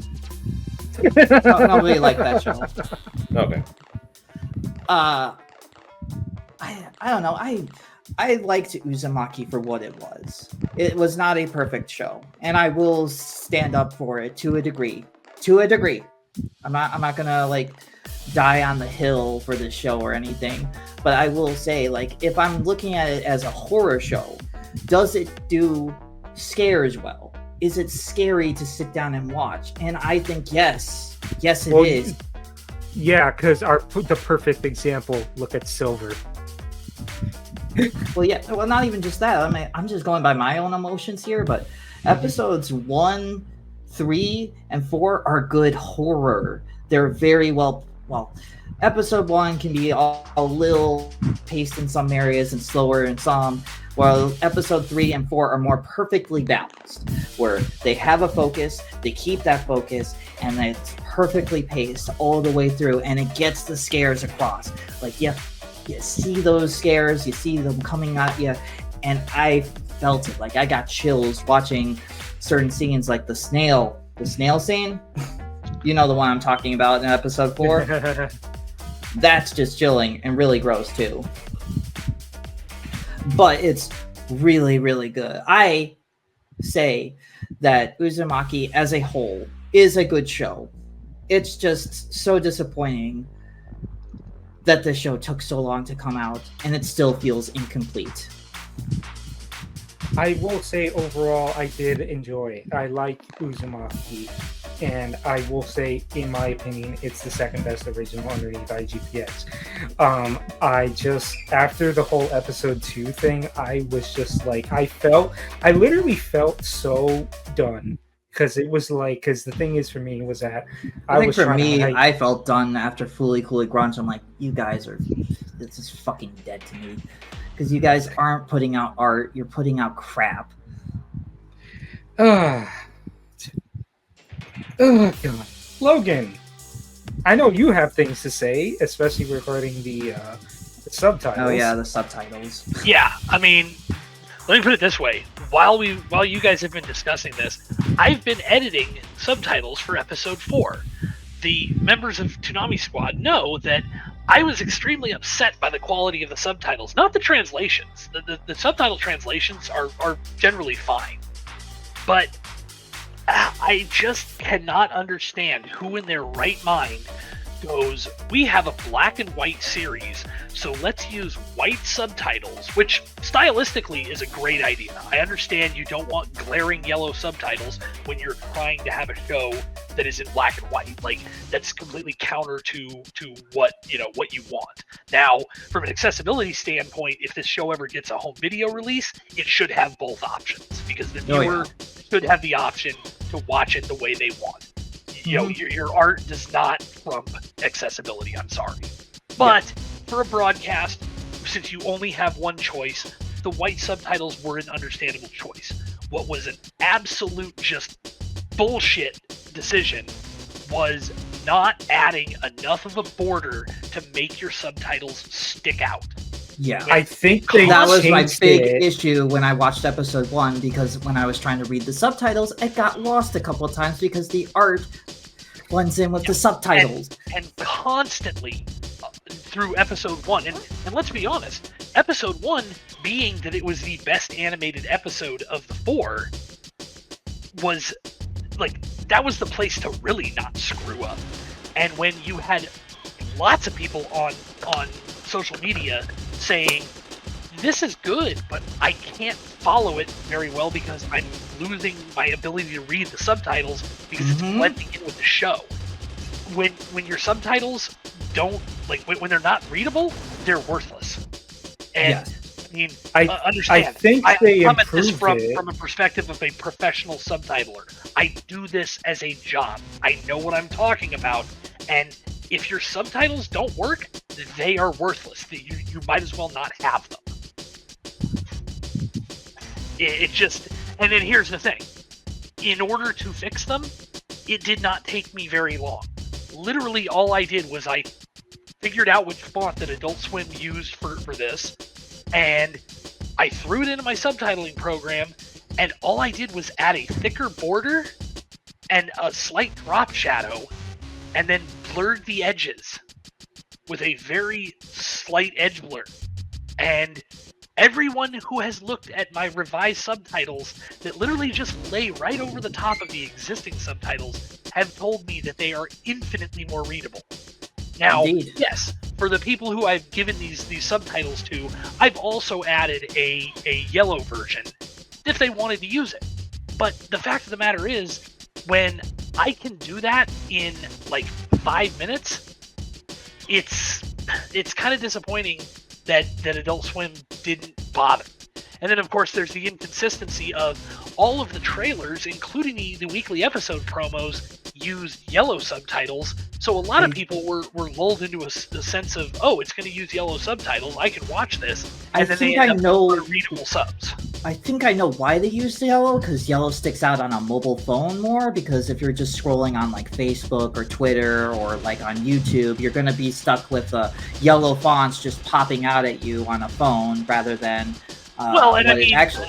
and understand, like, the thing is, we, at Discotech and at Animego, we use yellow subtitles. That's a classic subtitling thing.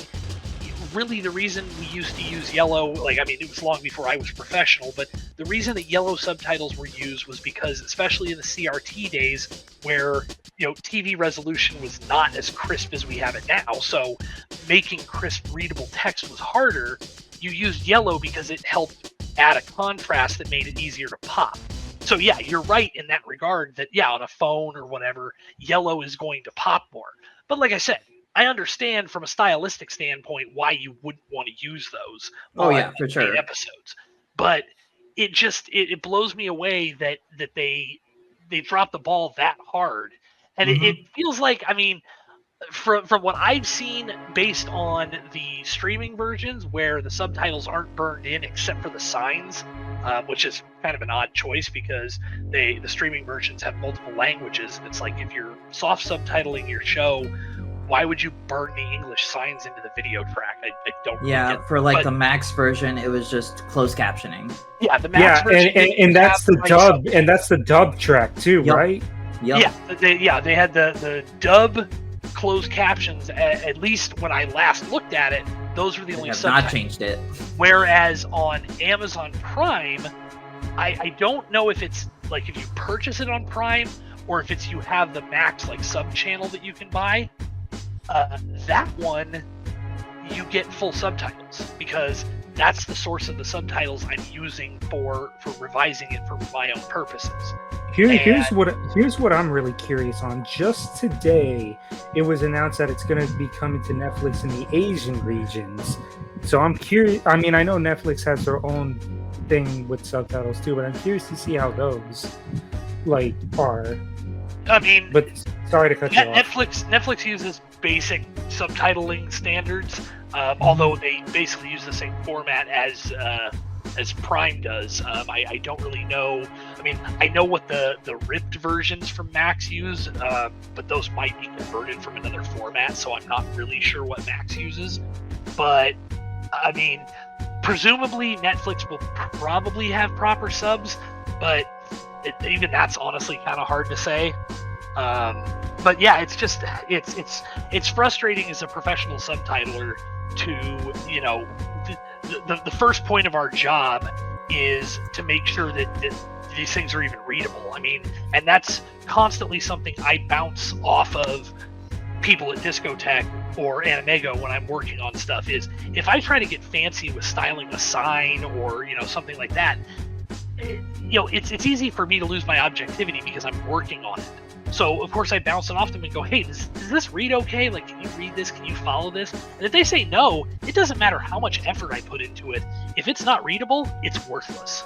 And so it's just, you know, I don't want to knock whoever did the subtitles because, you know, of course, as is typical, there's basically no credits for anything on the broadcast. Like, there's production credits, but there's nothing for any of the like secondary stuff.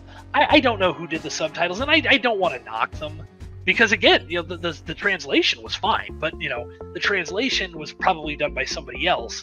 You know, whether the editor did the styling like I do, or if there was a separate editor and then a stylist, I don't know how that was done because I don't know who did it or, you know, where it was done.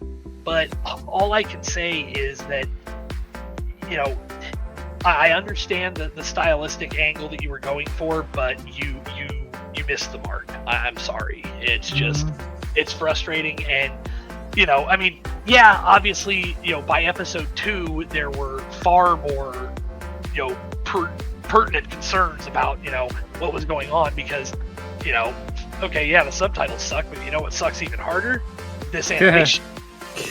So it's like, you know, I get that, you know, by the time episode 2 rolled around, there was, you know, there were far worse things to be discussing, but, you know, still, I mean, especially because, again, this is Toonami running subtitled anime, and when you've run as little subbed anime as they have, especially when it was one of the block leads, I mean, you know, second slot, it's not a good showing. And, you know, if they really want to sit there and go, yeah, we want to play with doing more subtitled anime because it might open the door for more shows to make it to the block, that's great, but you've got to do better. Oh yeah, for sure. You know, but you know, one of the other points I wanted to bring up, you know, just talking about the show in general, something I found really weird, and this, you know, this goes back to something, you know, Sam 2 and I, excuse me, were at Otakon, you know, back in August. And I wasn't on the last podcast because I was catching up with work. So, we didn't really get to talk about anything we did there. But one of the things was the original, the supposed primary director of Uzumaki was at the convention. I didn't know that. One of the comments that really sticks out to me, not from him in particular. I mean, it does tie into him, but some of the folks at Anime News Network commented that he was, when they reviewed especially episode 2, they said he was at Otakon and he was like super hype about how great the show is, and it's coming and all this, and he was really excited. And I can't help but wonder what the hell that's actually about now, because now that we've looked at it and we know that he was only officially the like main director on episode 1, and another director handled the rest of the episodes. Like, what was this guy doing? I believe he decided to, because I think he did episodes 1 and 4, and I think he chose not to be credited in episode 4 for whatever reason. Okay, either that or but the thing is, something happened behind the scenes. We don't know. But even that's then, speculation. Why is it begs the question of why this guy is at a convention hyping this show, because I mean, literally, even if he only worked on 2 episodes, did he not ever see the middle 2 episodes? And if he did, what the hell are you doing? And if you didn't, well, what the hell were you doing? Like, that's there are so many questions, and I don't know that we're ever going to get any answers. I mean, this is one of those unless someone decides to break NDA and just come out. But well, this is one of those things that reminds me of years ago. It was, I want to say it was like Big Apple Anime Fest or something like that. It was a New York convention, somewhere around like 2001 or 2002, and Yoshiyuki Tomino, the creator of Mobile Suit Gundam, was asked, because the American release of Mobile Suit Gundam is missing an episode, episode 15, Kukuru's Dome's Island, which did eventually get remade into a big budget movie that Crunchyroll released a couple years ago and actually just put out on Blu-ray. But like even the advertising for that is like, the lost episode of Mobile Suit Gundam finally comes out. And the thing is, like, somebody asked Tomino at this convention, they said, what's the deal with episode 15? Like, why? Because apparently it's Tomino's decision why it was never released outside of Japan. It's on the Japanese DVDs and Blu-rays. He has apparently no control over it being released there, but apparently he has some kind of like final say over international releases, and he has forbidden the release of this episode. And anytime he's been asked about it, but the classic quote for it is when he was asked at this American convention about it, why can't we have it? He said, I can't explain why, because the people involved are still alive. Ask me again when they're dead. Now, the problem is he didn't tell us who it was that was alive, and that, that he was putting the responsibility on. But like that, it kind of reminds me of that, and then it's like, we probably will not get an answer for what all went sideways with this until either A, somebody at the production level is out of the industry and decides to do a tell-all because they have literally nothing left to lose, or everybody else that's involved with it is dead and gone, and then they finally, whoever's left will finally just spill the beans about what happened. Yeah, it's baffling to me how this thing could have fallen apart the way it did, because again, like Sam One said, it's 4 episodes and it took you 5 years. I mean, this was announced so long ago. Well, and that's the thing, is it's like, there's constantly all this talk about how rushed the anime industry is, and that's why we get these hilariously goofy off-model or like bad animation cuts on broadcast that get fixed for home video. But those are for shows that we're talking about are like 12 or 13 episodes, or even 26 episodes in one big run, and those are being made over the span of like 3 or 4 months. So it's like, okay, I understand where production falls behind, shit slips, it ends up starting to look crappy. You had like even if we take away let's say a year and a half for COVID, like, and be generous, you had 3.5 years to produce 4 episodes. What's the excuse? Yup. That's just the disappointing. Oh, is that it took 5 years and it's still, like I mentioned before, it still feels incomplete. Like I don't know what happened behind the scenes. I can speculate, but that's not going to do us any good. It's just speculation.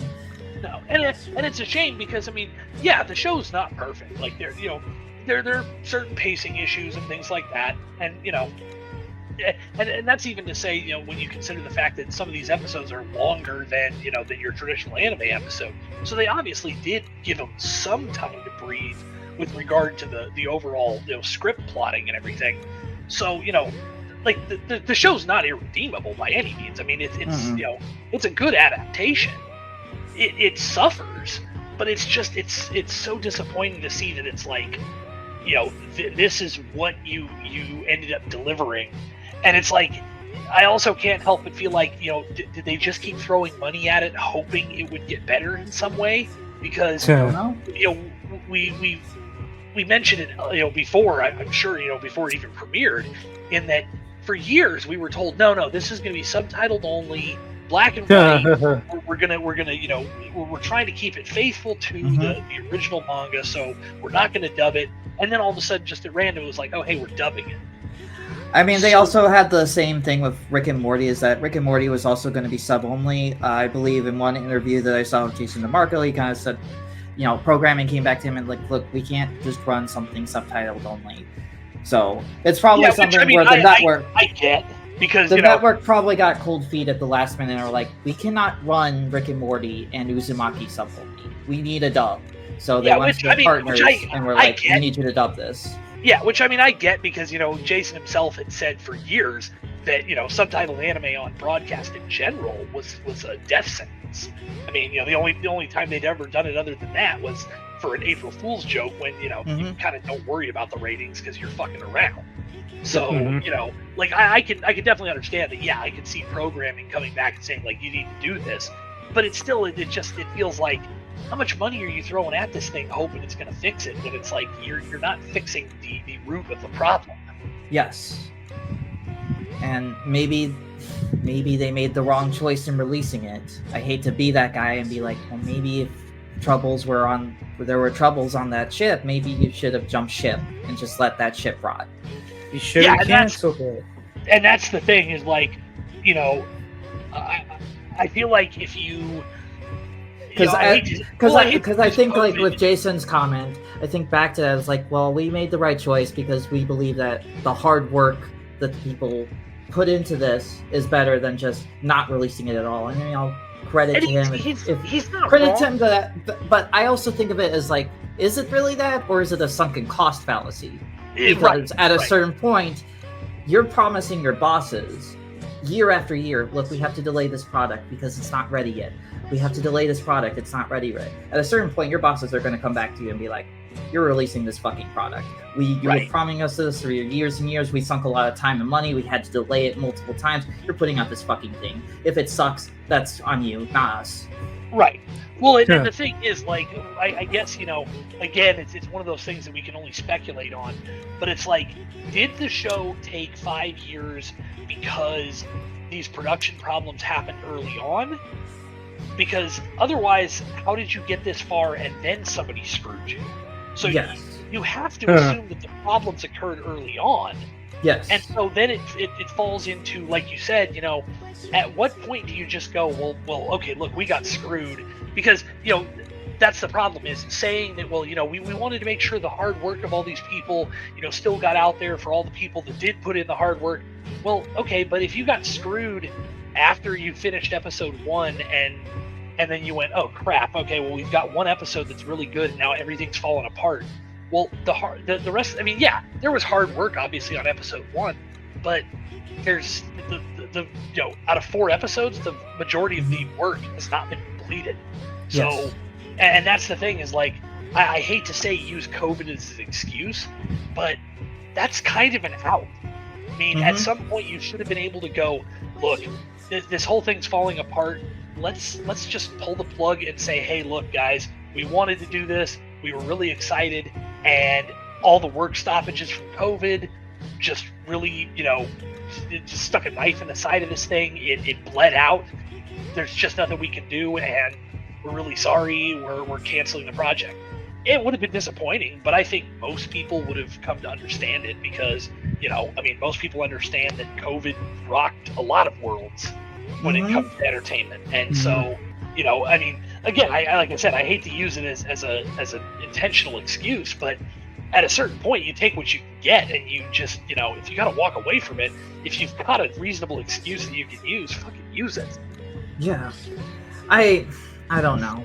It's one of those things where I'm kind of like, how much money did you sink into this project for it to take 5 years and for you to deliver a product that most people just didn't enjoy? Yeah. The best way I describe it is it's the Cyberpunk 2077 of anime. But it's even Cyberpunk got like good reviews. Well, and that got fixed over time on console and on PC. But like when it launched on PC, it was reviewed well. The game was reviewed positively by critics. The version that got slammed on was the console version because the console version was underbaked and underperformed. And that was something that over time CD Projekt Red poured in millions of dollars to try and fix and save that IP. And they did it. They did it over a course of years. They fixed that game to a point where people liked it. And of course, the Edge Runners anime came out. And that reinvigorated people's interest in the game. It kind of makes me wonder if, say, next year around Halloween, if they were to pull the show out again, and they re-edit it or whatever. No, the show, unfortunately, after this week's marathon, it's going back into the vault. Probably will never be heard of or seen again. I would like for them to let out every Halloween because I think it's a good show to marathon every Halloween.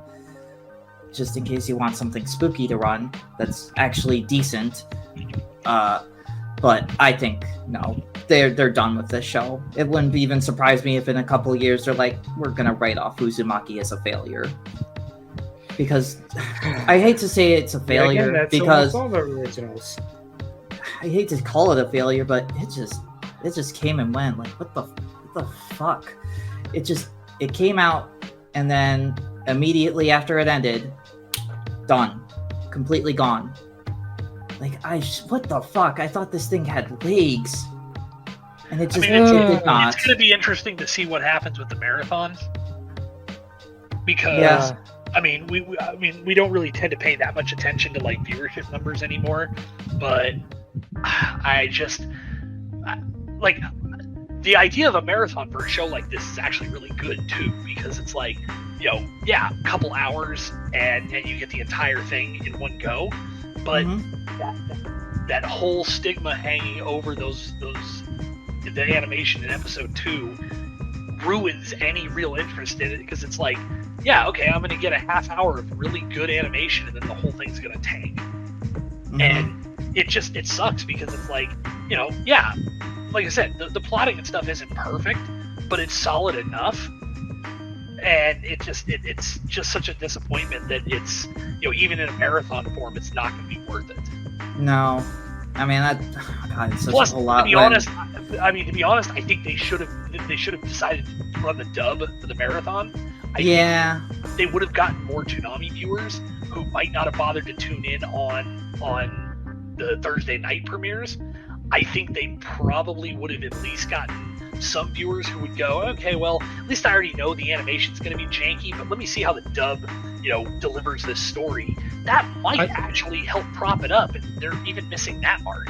I will say this, the dub is actually good, because they got Bang Zoom and not Sentai.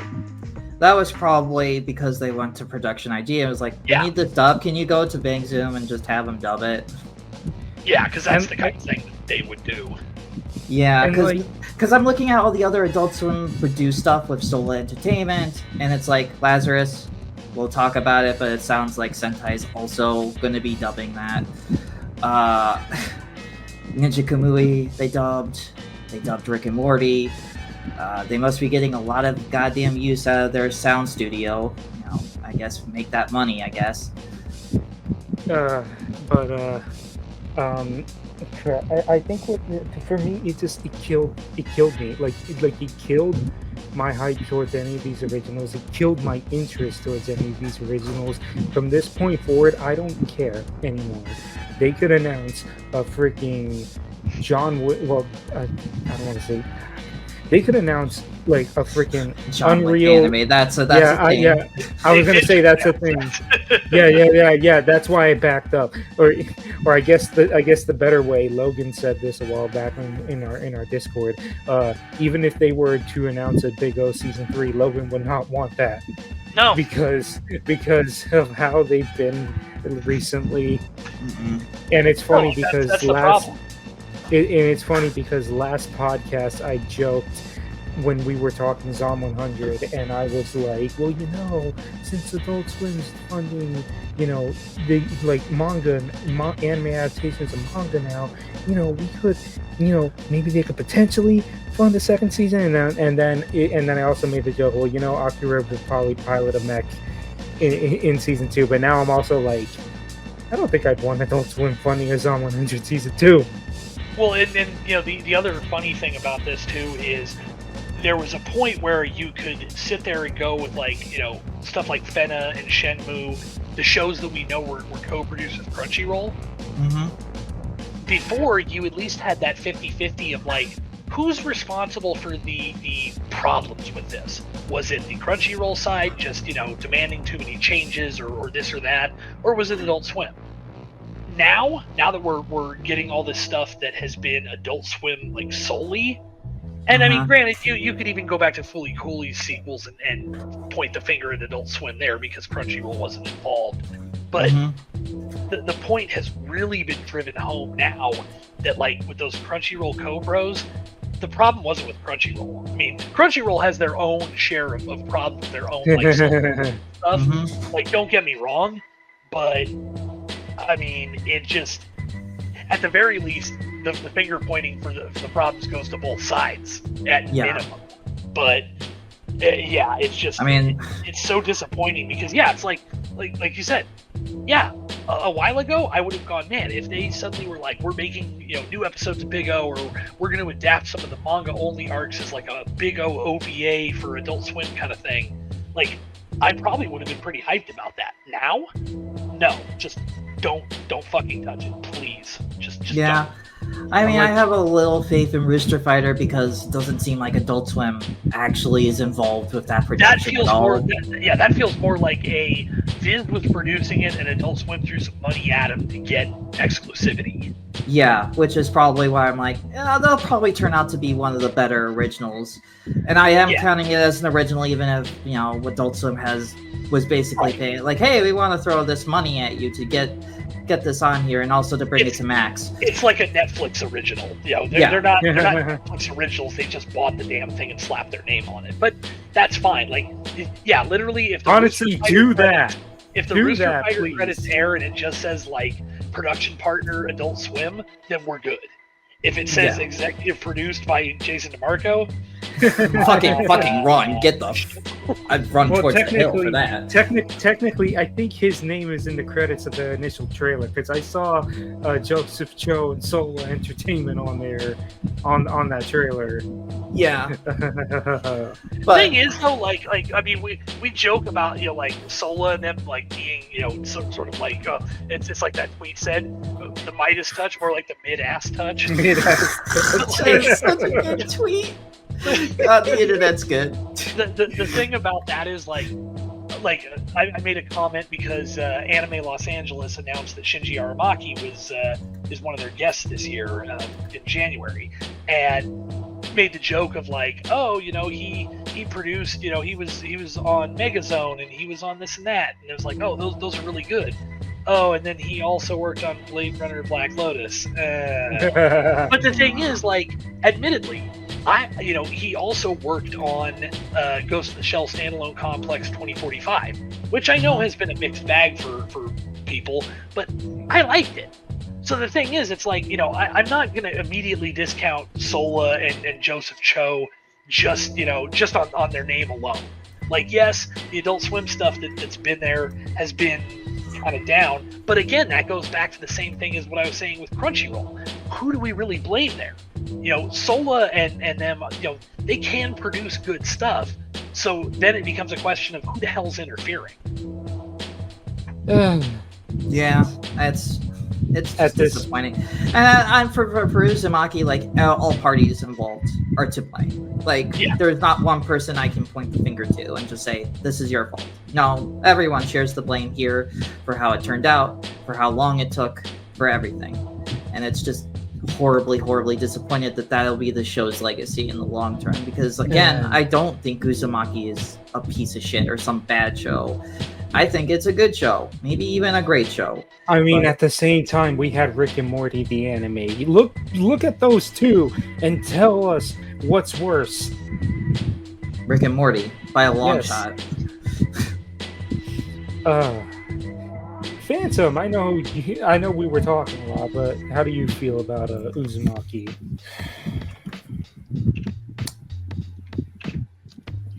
Where do I fucking begin? I mean, I was fine. I was fine with episode 1. I mean, I made popcorn. I watched and ate. And I enjoyed the first episode. I'm surprised you ate during Uzumaki. Well, I mean, I gotta stay awake somehow. Yeah. Second episode. What the fuck were they doing? Just. I could talk more about animation quality, but I think in terms of horror, and I don't watch a lot of horror, but I think what they did was fine. Just still remind me of episode 3 or the snails. Can I just say, Silver's reactions was easily the highlight of the perfection.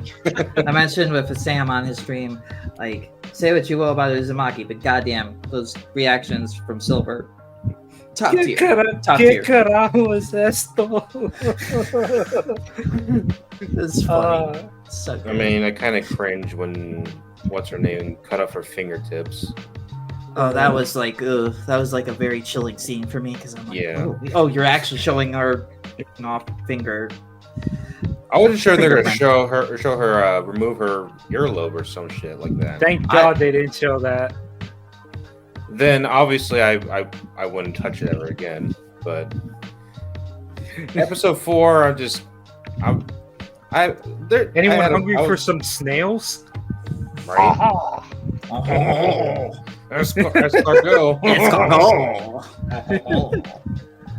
But I mean, I guess with the story episode 4, I'm just sitting there.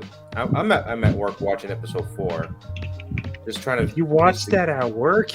You don't want someone walks in on you and they just see someone eating a human snail.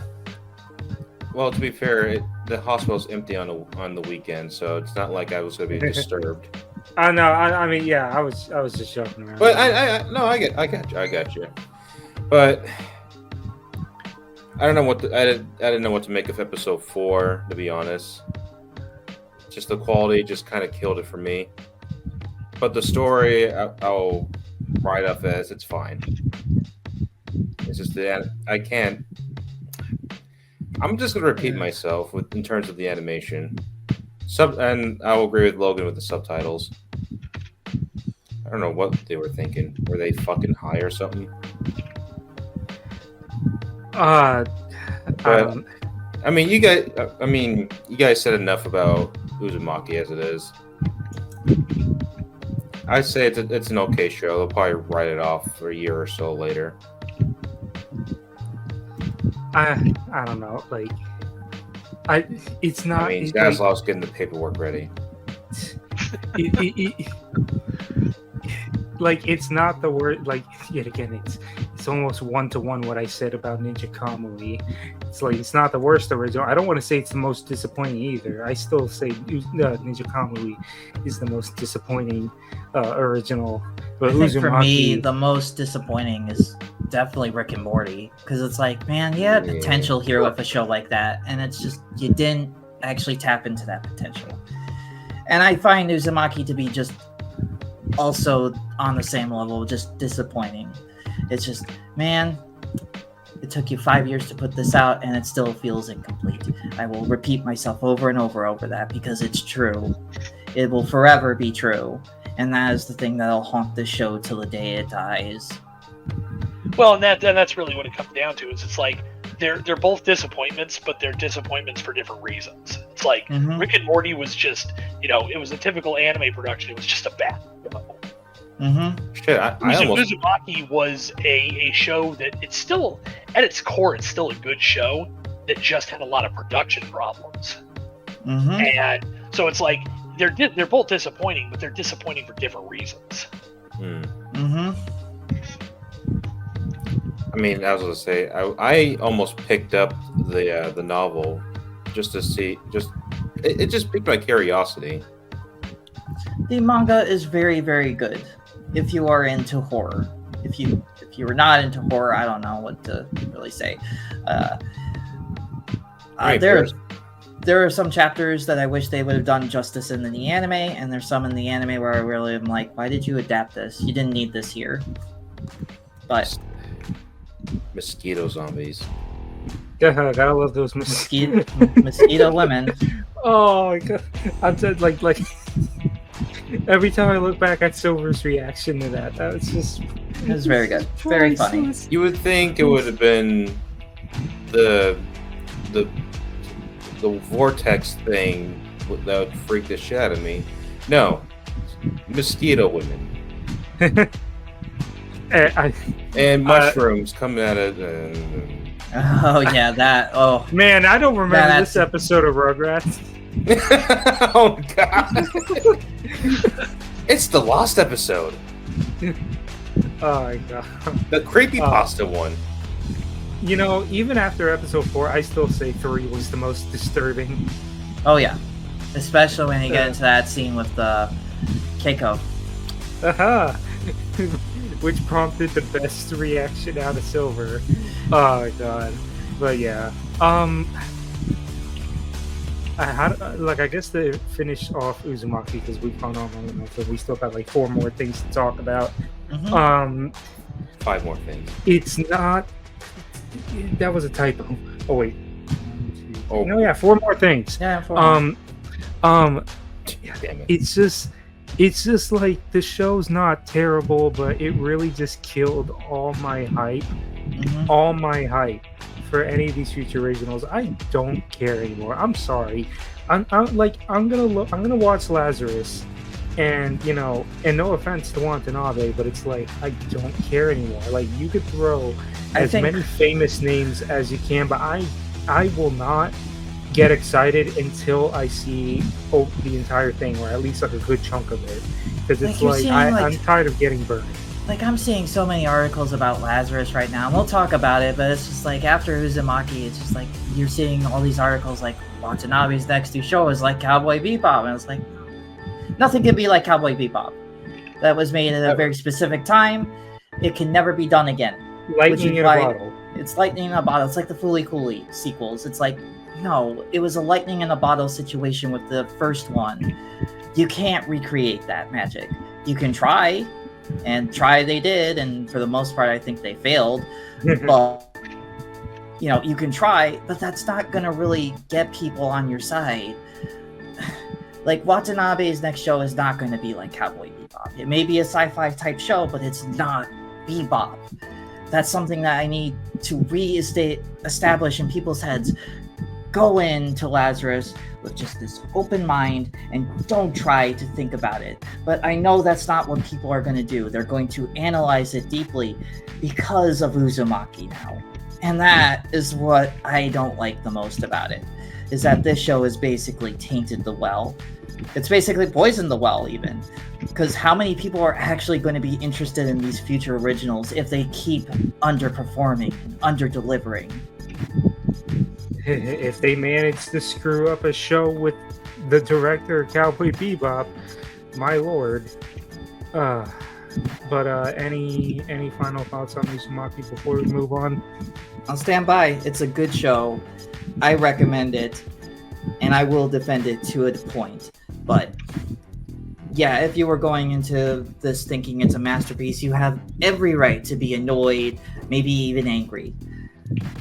But I tend to look past that, and for me, I found myself pretty engaged with the final product for what it is, not what I wanted it to be. The show itself is cursed. It was literally spiraling downwards. Took the words out of my mouth. Spiraled out of control. We've now had 3 shows involving spirals tonight. We had Naruto, we had Uzumaki, and we had Rick and Morty the anime. And when you ask what Rick and Morty the anime has to do with a spiral, it's the spiral of a flushing toilet. Alright. Well, Leave a stain. we spent a good time talking about this. How about we actually talk about some good stuff? So we got some news. So one of our first peaks of November came out, and that is another show that was meant for Cartoon Network now got moved to Adult Swim, and it's now a Toonami premiere. Invincible Fight Girl. I actually remember seeing the first episode to this during the night of new screening. Night of premieres, because they streamed it on YouTube. And you know, because the thing was is that Adult Swim put out a sneak peek of the show like months ago, and that sneak peek, if I'm gonna be honest, that sneak peek they should have chosen a better clip, because when I saw that sneak peek, I was just like, this literally just looks like a kid's cartoon. Like I know, like, you can make the case for Unicorn and you can make the case for Superman, but like when I saw Fight Girl, that one clip, I was like, this is legitimately something that would be on Cartoon Network, and yet here it is on Adult Swim. Like, why? But then I saw the first episode because they had the Night of New, and I was like, okay, I think I know why it's not Adult Swim now, because this girl gets beaten. And yeah, it's about wrestling, and God, you know, I do not know a whole lot about wrestling. I know wrestling is big. Some members of the community, of the Toonami community, especially like JP Reckless, shout out, is a huge wrestling fan. I know Andre is a wrestling fan too. I really want him to tweet this show, but and they're actually collaborating with what is it, AEW? I think that's what it's called on TBS. Or TNT, I don't know. Like I said, I don't know. One of them Turner networks. Yeah, I think and it's they're actually TBS. Yeah, they're TBS. actually gonna air Fight Girl on TBS after one of their events. So it's like, okay, this seems cool. And then the trailer came out, and you know, like, I'm interested. Like, this show looks good, and you know, it'll probably be a saving grace after the mediocrity we have been receiving. Well, we also had My Adventures of Superman season 2. That was great too. I don't really have a whole lot to say, just because I mean, it's a brand new show that we don't know much about aside from like the synopsis we were given, and it's essentially this girl wants to be a wrestler, and she tries to be a wrestler. She don't want to be an accountant, which I'm like, why are they teaching young kids to be an accountant in this world? Like, damn, it's like too young to already to work at a job like that. I think that's really all I got to say. I think, like, yeah. Sam, what do you think about Invincible Fight Girl and then coming to Toonami? I'm pretty sure I could talk about the first episode since it was part of the night of premieres, but I am under embargo because I am reviewing the show. So I cannot give you my full impressions of said show until the review goes live. But I think I can talk about episode 1 since that's the one that they screened. Yeah, episode 1 was viewed. I think you're fine there. Yeah. So plus, this probably won't go up till after the, you know. Well, even still, like, I don't want to risk anything. So, just give like bare thoughts, you know, like, don't go too deep. Yeah, I won't. For episode 1, I thought it was a very fun show. I definitely see where it was supposed to air. It was supposed to air as a part of Acme Nights on Cartoon Network, like all the other shows that were originally slated. Batman, Superman, and Unicorn were all slated to be a part of Acme Nights on Cartoon Network. I understand why Cartoon Network dropped all those shows, and I can understand why they dropped Invincible Fight Girl. I don't know what's going on behind the scenes at Cartoon Network. It just sounds like very much that they're very much against just trying anything that isn't just a reboot to something that they already have. Or Teen Titans Go. Whatever. It is what it is. I'm just happy that the show is getting out there to more people. So even if it's on Adult Swim, okay, all right, that's fine. At least it's getting out there. I am really glad that this is premiering first on Toonami. This was one of those things where I was very hesitant on saying, well, yeah, it'll be a Toonami premiere. I'm like, well, will it? Because maybe Adult Swim will air it. But I'm thinking, they moved Superman over to Toonami, and honestly, that was a better fit. I get the impression that action animation on Thursday nights is dead.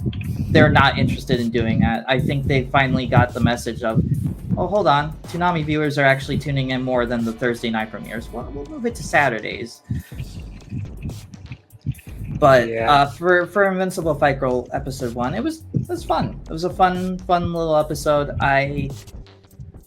To say when the review goes live and we do another podcast, probably in like, I don't know, December, January of next year. I don't know. All right, Logan, what do you think so far of what you've seen of Invincible Fight Girl? So I've only seen the previews, and I did read Sam's upcoming review. So I have a little bit of insight, but to be honest, the nice thing about the review was it didn't really say too much, which was good in the review, because it's like you don't really want to give it away when especially if somebody's going to read it before they see the episode. So real good job there. Like I definitely thumbs up on that. But yeah, the thing that I was thinking of as I was reading the part about talking about these shows that were originally slated for for Cartoon Network that have ended up elsewhere, it goes back to what we were saying with the originals, in that it's like it's kind of telling that the stuff that seems to be doing the most successful or seems to be the most anticipated are things like My Adventures with Superman or Invincible Fight Girl. It's the Western stuff. And, it's right at home on Toonami because, as Jason and the crew have always said, they're like, we were never an anime block. We were an action animation block. Yes, anime made up a big part of that. Literally, some of the first shows they aired were like Thundercats and freaking... Super Friends. Friends. So this kind of stuff is right at home on the block, and it's just, I guess what I really want to see is, if Adult Swim wants to keep throwing money at projects like this, let's start throwing money at these projects at home. I mean, don't get me wrong. Obviously, I love the anime industry. I work in it, and there's a lot of great stuff that comes out of the anime industry, but at this point, I can't help but feel like their money would be better spent closer to home and supporting some of these creators, because clearly they're making shows that are not only a good fit for the block, but the audiences are turning up for them. I mean, again, I mentioned it earlier. My Adventures with Superman got renewed for a third season. You can't deny that there's obviously good numbers there.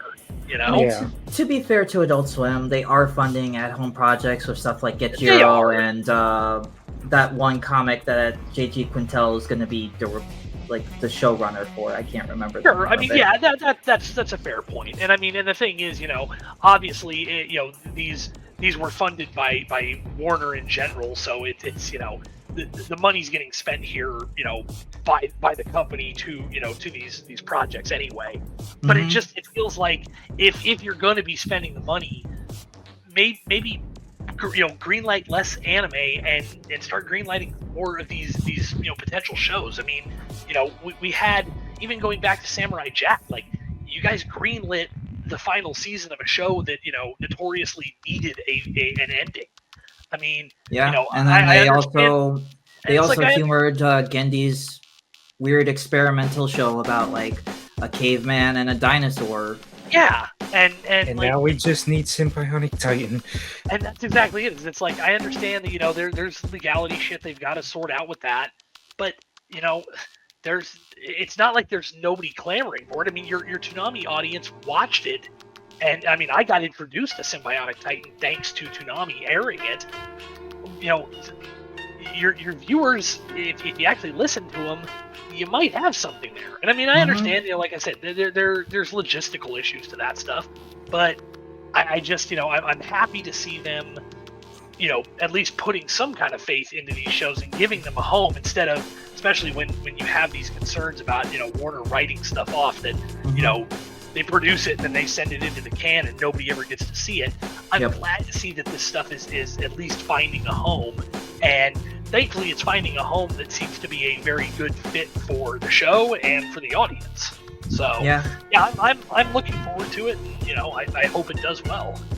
Yeah, I really hope it does well too, and hopefully they order more episodes. You know, I want to see Do we know if this is just a 1-season thing so far, or is it like Superman where they did like a two order? Considering how things were run, just expect it to be a 20-episode order.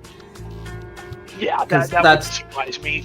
Yeah, that's normally the typical standard, because it's like, well, we're not just spinning you up for 10 episodes. Yeah, like the easiest way to tell what, at least you know, from my experience, is look where the animation is being done. If it's being done in the U.S., like even if they're using like, you know, South Korean or whatever, like assisted you know, stuff. If the primary studio is based in the U.S., it's probably going to be a 20-episode order. If it's like Studio Titmouse, where they, you know, their primary studio, like, because they have an LA branch, but I believe their primary studio's in Canada, they do 10-episode orders, because the whole Canadian market is a little different when it comes to that. So they can't get away with the whole like, oh, we ordered 20, but we're only going to air 10 this year and 10 next year. But that's still only season 1, because that's exactly what happened. I mentioned earlier, you know, Star Trek Lower Decks. That, you know, it'll hit 50 episodes when this season is done, 10 episodes per season, and it's literally been 10 episodes per season. Whereas Star Trek Prodigy, which was a CG animated series done by some studios in LA, that one was ordered for 40 episodes, but they only ever called it seasons 1 and 2, even though the first 10 episodes aired. Then there was like a 9 or 10 month break. Then another 10 episodes aired. And the thing was, after that first 10, there was clearly a season finale. Then they aired another 10 episodes. Then there was another season finale. Then they finally, you know, eventually the show got sold to Netflix, and it's all neither here nor there. But Netflix eventually just dumped the entire second season, all 20 episodes at once. But even that, you watch it, you hit episode 10 of season 2, and it's clearly designed to be a season finale. So it's like, you know, even though they call it 2 seasons of 20 episodes, it was clearly 4 seasons of 10 episodes each. Yeah. So that's the thing, is it's a lot easier to look at where the studio is based out of, and you can kind of get an idea of if it's probably going to be a 20 episode season 1 order or not. Yeah. Yeah. All right. Phantom, what do you think so far with Invincible Fight Girl? It looks good. I mean, just wrestling, pretty much. I definitely need that in Toonami. I don't know if he would, but next podcast when the show's over, really curious to get Andre on here, because I know he's a big wrestling guy, but that's also if he even sees the show, which is he probably won't. Pulling teeth. Yeah, he probably won't. I know. Well, considering he still hasn't seen Uzumaki, and I'm like, literally, dude, I'm over here just saying, I'll watch anything within reason, Andre. I'll watch anything. Just watch Uzumaki. Just tell him Sydney Sweeney's voice acting in it. He'll watch it. I was also going to say, considering that the show is actually going to air on TBS after AEW, and I know he watches that, so hopefully he at least catches the first episode. All right. Well, I guess like we should be moving on. Yeah. So we recently just had New York Comic Con, and before Comic Con, I made 2 predictions. Only one of those came true. One of those predictions was that we would see the announcement of Dragon Ball Daima on Toonami, because Dragon Ball Daima had a panel, and I was like, they're gonna announce it on Toonami. I guarantee you they're gonna announce it on Toonami. They didn't announce it. I was wrong. That's what I figured with Daima, is that I had no Toonami- expectation for that. Toonami will announce it before Toei announces it, right? Because that's how they handled it with Super. Because Toonami wants to make it a big deal. They want it to be their big show for the beginning of 2025. I almost said 2024. I'm like, no, it's 2025. But no, there was no chance Daima was going to be announced at New York Comic Con. I mean, hey, crazier stuff has happened, but I went into that panel with the expectation of, we're just talking about the production of the show, behind the scenes stuff, and we're also going to talk about the dub a bit, but we're not going to tell you when you can stream the dub. It was just, hey, you want to see the dub? It's coming to theaters November 10th through this time. Watch it there for the right now, and we'll let you know when the dub's available at a later date. But to move forward from that, the Aniplex panel happened the next day, and that was something where I was very adamant in saying from the start, if Aniplex is at New York Comic Con, they are going to make Toonami announcements, and they did. Well, way to steal my thunder there. I'm sorry. I predicted. Yeah, it was also because they announced they had a panel there, and I was like, we're gonna get a Toonami announcement there, because it was lining up too. Because we had 3 whole finales. They announced Invincible Fight Girl, and it's like, okay, cool, but we don't know the schedule.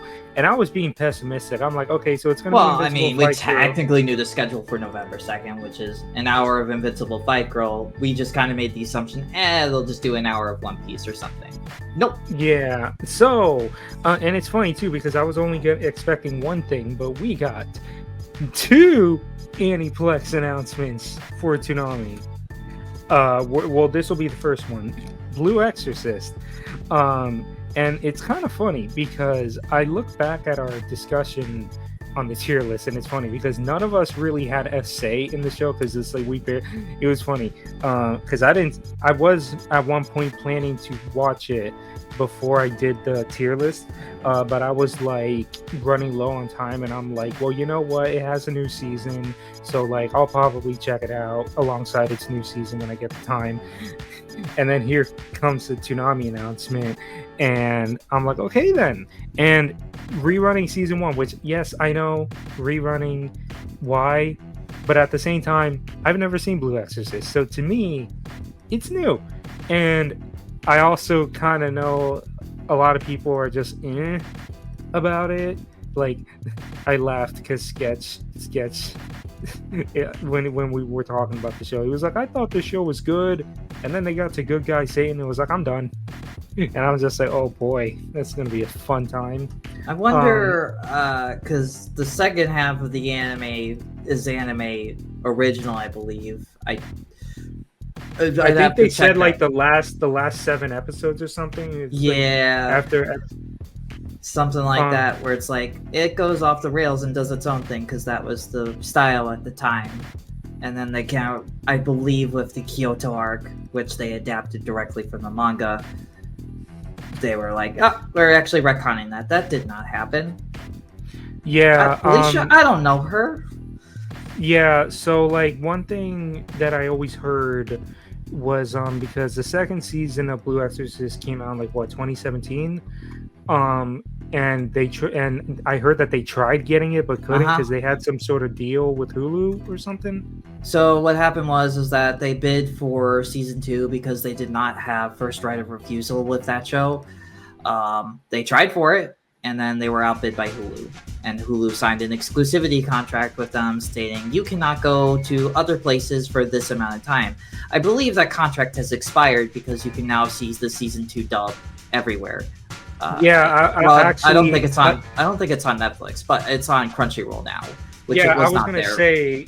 I was gonna say because I briefly browsed it on Crunchyroll and I saw Kyoto arc on there, and then I know there's like the blue like the Shane Illuminati arc, I think is what it's called, and then Beyond the Snow, which is what the current season is.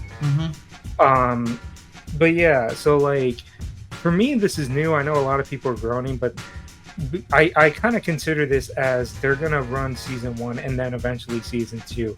And Logan said it the other day that like we haven't seen a high profile rerun like this since Dead Space Man Dandy. Wonderland. Oh yeah, Space Dandy, I guess. Space Dandy in like 2018. I think of Dead Man Wonderland first because I'm like, oh, that's cool. They got to rerun that show again. Yeah, I mean, but that's exactly it. It's like how few have we had that there's only. I believe a they've handful that mentioned people can before remember. for like certain shows that they've aired once, they have like some stipulation in their contract that once it's done airing, they won't be able to get it back for a while.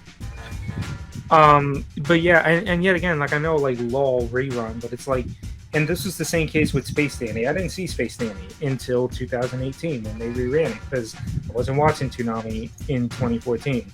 And same here with Blue Exorcist. I was not watching Toonami in 2014, so I did. So I am gonna see it for the first time, and I am not going to do what I did with Licorice. I am holding. I will wait until Toonami. God, it's weird to see them rerunning Blue Exorcist a decent time slot where Space Dandy ran at like the back end of the block. We even did a whole new promo for it. Well, Great use of your money there, guys. The thing I can't help but wonder though is do they want to run season 2 and they're just relying so much on needing to run season 1 because it's been so long that they want to... I mean, like if they plan on just running the Kyoto arc immediately after season 1, okay, all right, that makes sense. It's been 10 years. Like the old amount of people who are still around watching Toonami are few and far between, right? Either they have moved on to other things, they have gone to streaming, they may no longer be with us. For those people who may have moved on completely. But, for a new generation of people who may still watch anime on television, however many people that may be, I think it's a good thing for them to be like, yeah, we'll run Blue Exorcist season 1 again, and we'll see where it goes from there. That's fine by me. And the thing is, like, even for those of us that are still around that remember when it aired the first time, like, honestly, ask me anything about Blue Exorcist, and I'll go, it exists. I know that much. I don't. I remember liking it when it came out. Well, that's the thing. It's been a long time. Like, this is one of those situations where me saying it exists isn't me, commenting on the quality of the show. It's just I watched it. It was 10 years ago. I just don't remember. I mean, yeah, I'm sure there's stuff that I'll see in the episodes and go, okay, I remember this now. Like, it's going to jog my memory, but that's a good thing.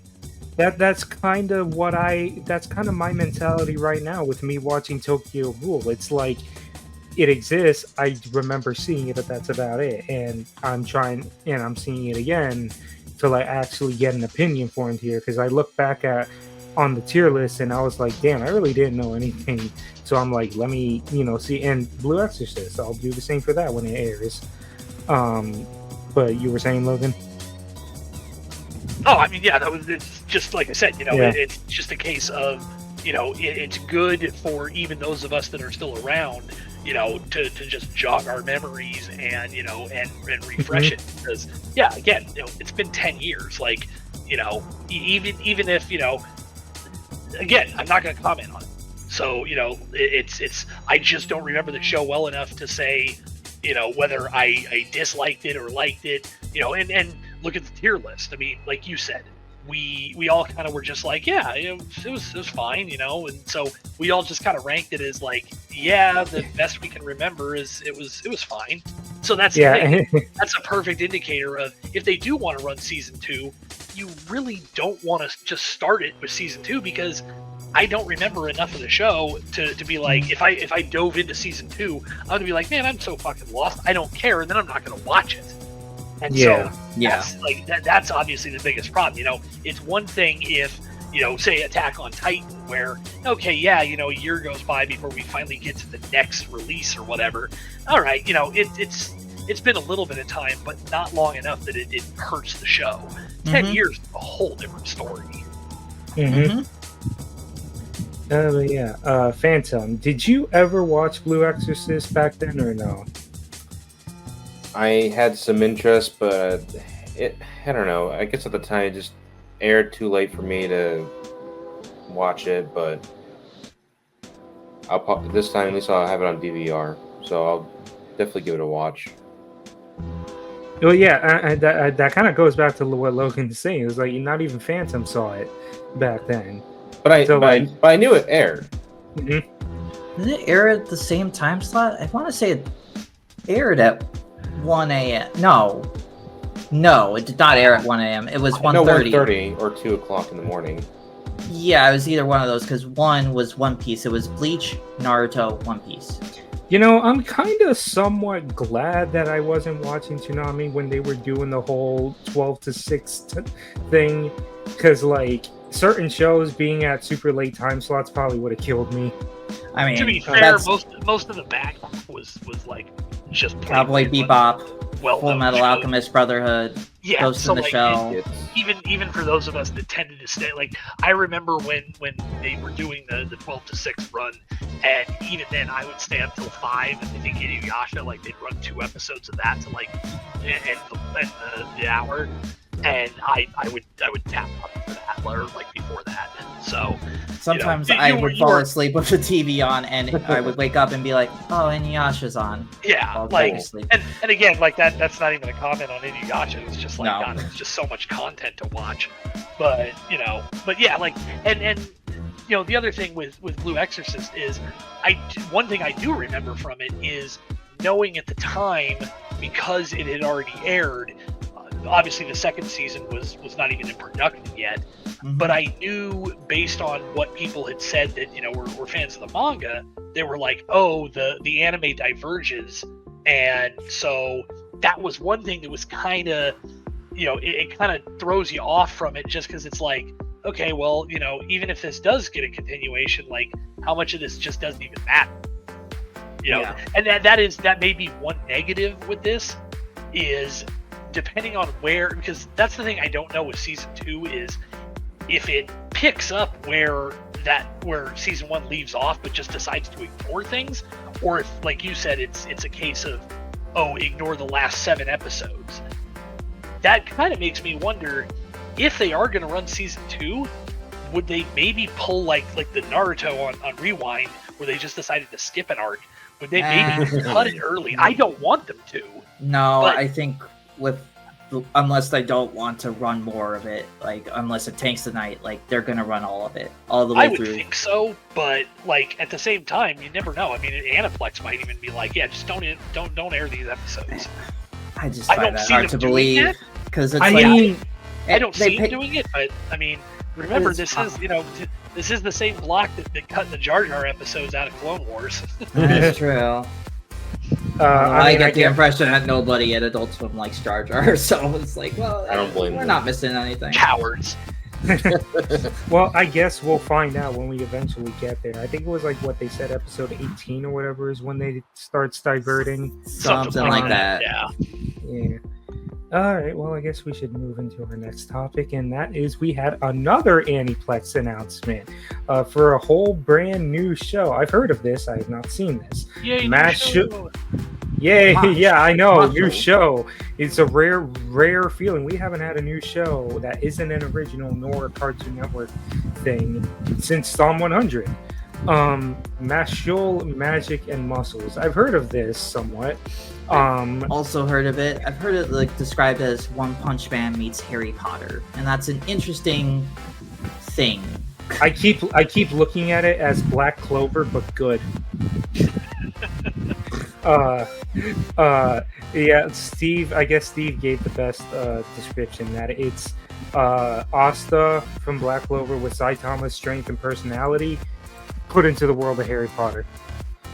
I don't know much about this show, and I will keep it that way. I will not pull the licorice treatment on this. I will wait until Toonami airs it.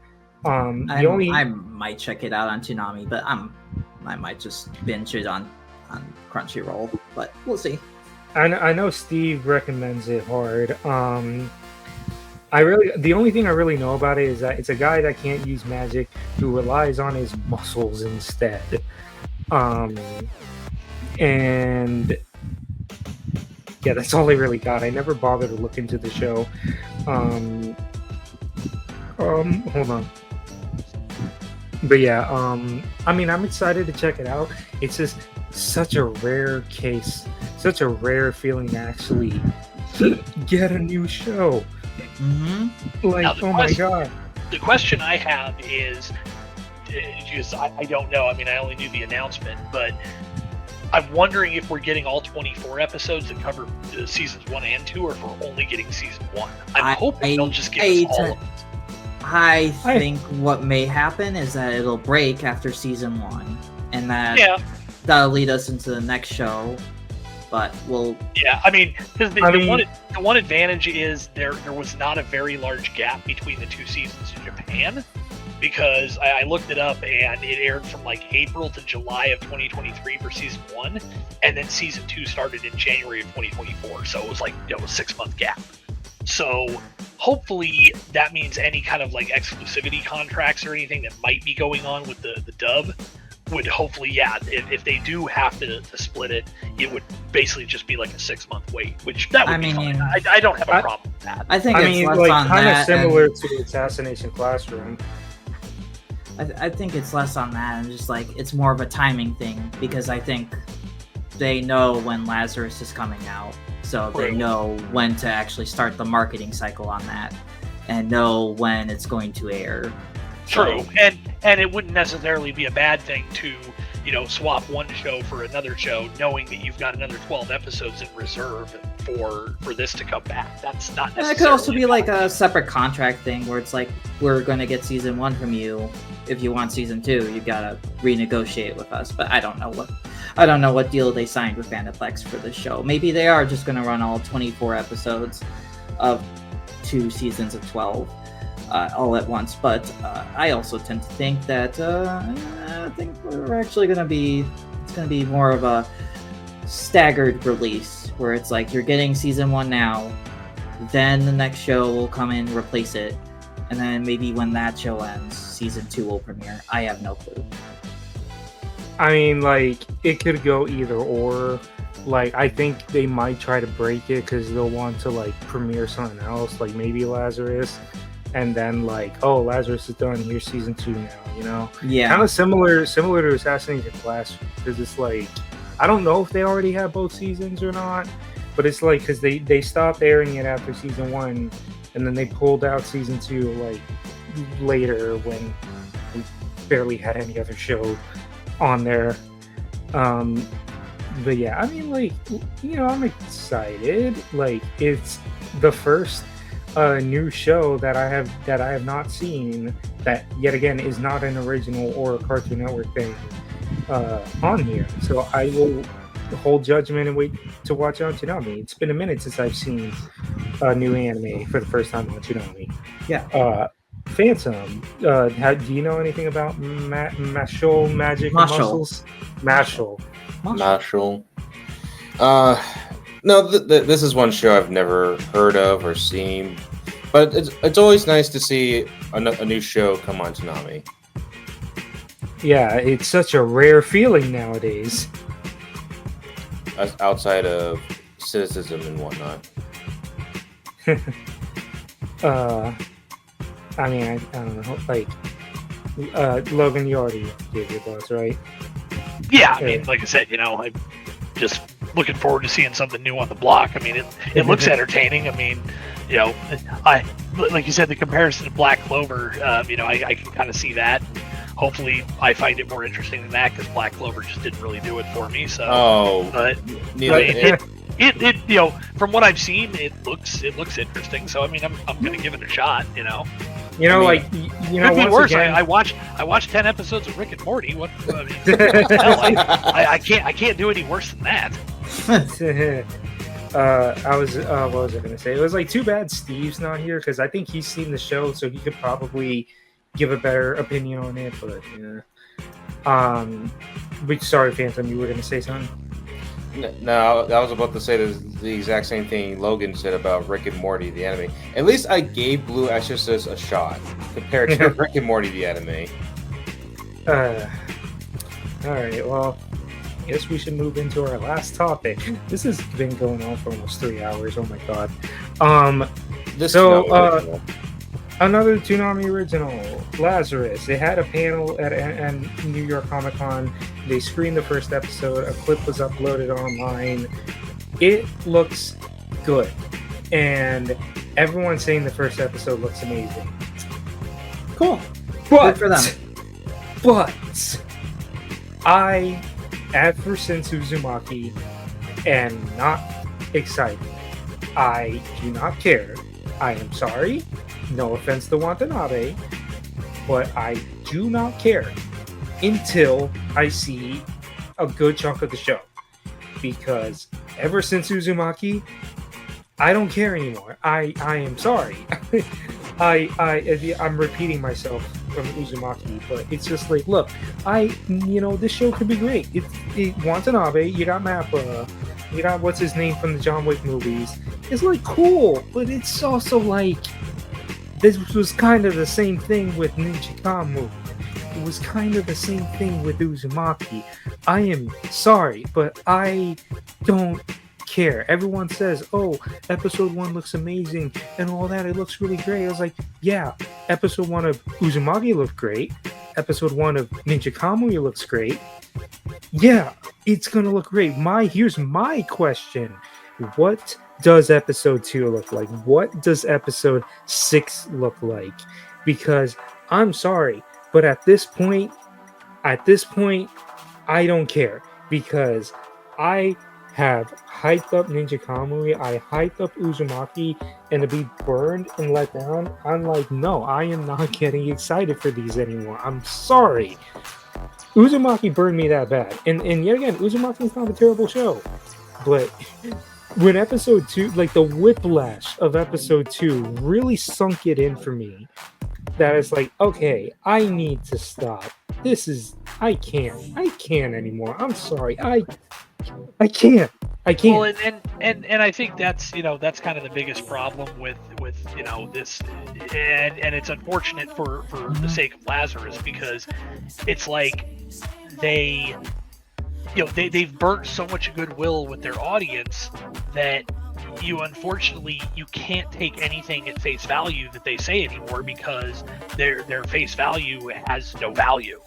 That's the unfortunate reality to it. And I want to believe, I perfectly believe all the people that are like, hey, episode 1 looks great. Yeah, that's cool. Like I have no reason to doubt any of those people, because why would those people be saying that if they didn't honestly believe it? Like, I don't question their honesty on that. But yeah, it's frustrating, because they've, Adult Swim has burnt their goodwill, and so it's like I don't fault anybody who is like you said, you just can't get hyped up for it because you've been burnt one too many times. Now, am I still interested in it? Yes, because for me, Watanabe's track record is solid enough that I want to have faith in it, and I'm personally still putting faith in it, not because of Adult Swim, but instead because of his track record. Now, yes, is there a good possibility I will get burned by that? Yeah, and unfortunately, that's a reality I have to live with. But I'm choosing to use his track record with Bebop, with Shampoo, with Space Dandy. I'm choosing to take his track record into account over Adult Swim's track record here. And will it pay off for me? Maybe. Will it burn me? Maybe. But, and again, like I said, I don't fault anybody who's just going, I can't get excited for this, because I totally understand where you're coming from. I think it looks good. I want to see more. I'd love to see the first episode like those people that got to see it did. And, we'll see what happens with it. So, Will it break the curse of Toonami originals? I mean, only time's gonna tell for that. And even if it does, like, one good show isn't just enough anymore. Right, yeah, it doesn't erase the issues of before, you know. I mean, I would absolutely love to see that, you know, yeah, Lazarus does good, Rooster Fighter does good. Like, funny, you know, okay, you had a string of bad stuff. I mean, look at any sports team, you know. Yep. People stick to their sports teams for decades, and they're you know, in the shitter for you know, tens of years. And then suddenly, you know, they get the right guys on board, and suddenly they're you know, championship dynasty teams. You know, I mean, I'd love to see that happen with these shows on Adult Swim. You know, shake off all the bad crap, shake off the negatives of we got screwed on this production, and you know, things didn't go our way, and you know, pick yourself up out of the dirt, dust yourself off, and make something good. You know, I mean, Yeah. at the end of the day, I mean, if you have faith in the product, then, you know, so be it. I mean, hell, I have no interest in seeing that Lord of the Rings movie that's coming out because of the production staff that's on it. So again, I understand where you're coming from with Lazarus. Yeah, I don't really want to see it because I'm not going to go sit my ass in the theater, you know, at least with stuff on Toonami. If I go, you know, halfway through an episode and go, God, this just sucks, I can change the channel. I'm not going to get up. I mean, yeah, I've gotten up and walked out of movies, but that's very rare for me. So the thing is, I'm not going to go put my money into it. I'll wait till it comes to a streaming platform or something. But, you know, so that's the thing. But if suddenly everybody comes away from that going, oh my God, you know, this is one of the best Lord of the Rings installments since the Peter Jackson movies. Hey, cool, great. I'd love to have that happen. But, you know, again, like I totally get anybody who's burned. I just hope that this can be, you know, like you said, hopefully it's not just a one-off where they break the curse, because then it just turns into, well, Watanabe's so good that even Adult Swim's failures can't drag his ass down. You know, that's what's going to happen if Lazarus ends up good. Then it's going to end up being on Rooster Fighter to really decide whether we might be out of the dregs or not. Yes. I think for me, I'm looking forward to Lazarus, but I'm not really excited for it. It's not that about anything with anything else. It's just, okay, here's another show. We'll see how it turns out, and we'll go from there. I'm kind of just like ambivalent towards these shows' existence at this point for most of it. It's like, okay, we'll see how it turns out. You know, hopefully I could review the first episode or however many episodes they hand out. I think it's normally just like, well, for Rick and Morty, they handed out 2 episodes for review. So maybe they hand out the first 2 episodes of Lazarus for review, but I don't know. That's like sometime next year, and I don't even know if we'll be able to review it. I'm predicting it'll probably be February, if anything, if like they do what they did with Ninja Kamui. Yeah, they want to probably have a original out almost every quarter, right? So your winter season, you have Lazarus. Then your spring/summer season, you have like a Cartoon Network show. So you know what I mean? Like, and I think by summertime, Primal season 3 will be out. So that's out next year. So I think their 2025 is shaping up, and they know what they have. So I just that, I mean, I will admit that's one positive to things, at least for the block in general, is at least it's not, you know, like the 2023 dearth of there's no content, like hardly whatsoever. At least, like, even if we don't know specifically what's coming, like when, at least we know there's things coming down the road. So that is one plus, even if, you know, like I said, the quality of some of these things are a mixed bag. At least we know that there's stuff for the schedule. So that's kind of better than nothing. Yeah. I'm actually glad that, like, for once in what feels like forever, we actually have a concrete schedule that's gonna kind of like stay for at least a bit, like at least until My Hero, like when the week Invincible Fighter Girl comes out, My Hero season 6 will have like I think 3 episodes left after that week. I don't want to say for certain if season 7's coming or not, but like, but going back on the Lazarus, the other elephant in the room, and it's funny because I made this joke before they saw it. was I was like, because they mentioned that in the Japanese version they got the actors for Bebop. All right. And I'm like, oh, cool. Well, they should do that in the English version too. Like, get Bang Zoom or whatever. It gets Steve Bloom, Bo Billingsley, what's her name? Wendy Lee. Wendy Lee. Yeah. And who played Ed? Melissa Fong? Melissa Fon. Yeah. I was like, they should do that. That's gonna be so cool. And then someone pointed, oh yeah, Sentai was listing the credits, and I'm like, damn it. Yep. Yeah, unfortunately, apparently that's- at a screening at New York Comic Con, they saw the credits and Sentai was listed or Sentai Studios was listed. Yep, and that means it's a non-union job, which means you probably ain't gonna be getting any of those people back. Because Nope. Steve Bloom hasn't done anything non-union in probably at least 20 years now. Yeah, Me. the last anime thing he's done was, well, I think that was an NYAV host thing with Aniplex for what was that movie called? Well, he did Expelled from Paradise for them a while back. Yeah, that was the But, last thing I heard him from. Like, the thing is, I mean, he's still available. I mean, the biggest problem is he just costs a lot of money because he's, he's In Mr. demand. Video games and stuff, which, is fine. I mean, he's he's a hell of an actor. But I mean, really, the biggest thing is he just doesn't do non-union stuff anymore. The funniest thing for me with his non-union stuff is if you ask him at a convention about why the actor David Lucas, who's credited for Roger Smith in Big O Season 1, whereas Steve Bloom voices him in Season 2, you ask him about that, and he goes, oh yeah, isn't it an interesting coincidence that that other guy just happens to have the same name as my two sons. My two sons' first names are the same as his name. Isn't that interesting? So he still plays it off even to this day that that David Lucas and him are not the same person, but yet if the key thing that always makes me laugh is David Lucas was also credited for Spike in Cowboy Bebop, and Steve's never shied away from the fact that you ask him about his tattoo and it's the waveform of Spike saying bang.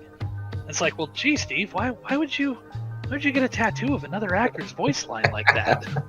So yeah, but the point is, yeah, I mean, as soon as it became Sentai, it was like, yeah, you're not getting them. I mean, because even if they went back to working under a pseudonym, they're not going to do it because that stuff pays for peanuts. Because the thing is, there are ways to do a non-union dub with union actors through some contract. It's contract trickery in a sense. It's perfectly legal, but because I know for a fact that he has reprised certain roles for an otherwise non-union production, as long as the pay scale and things like that worked out fine.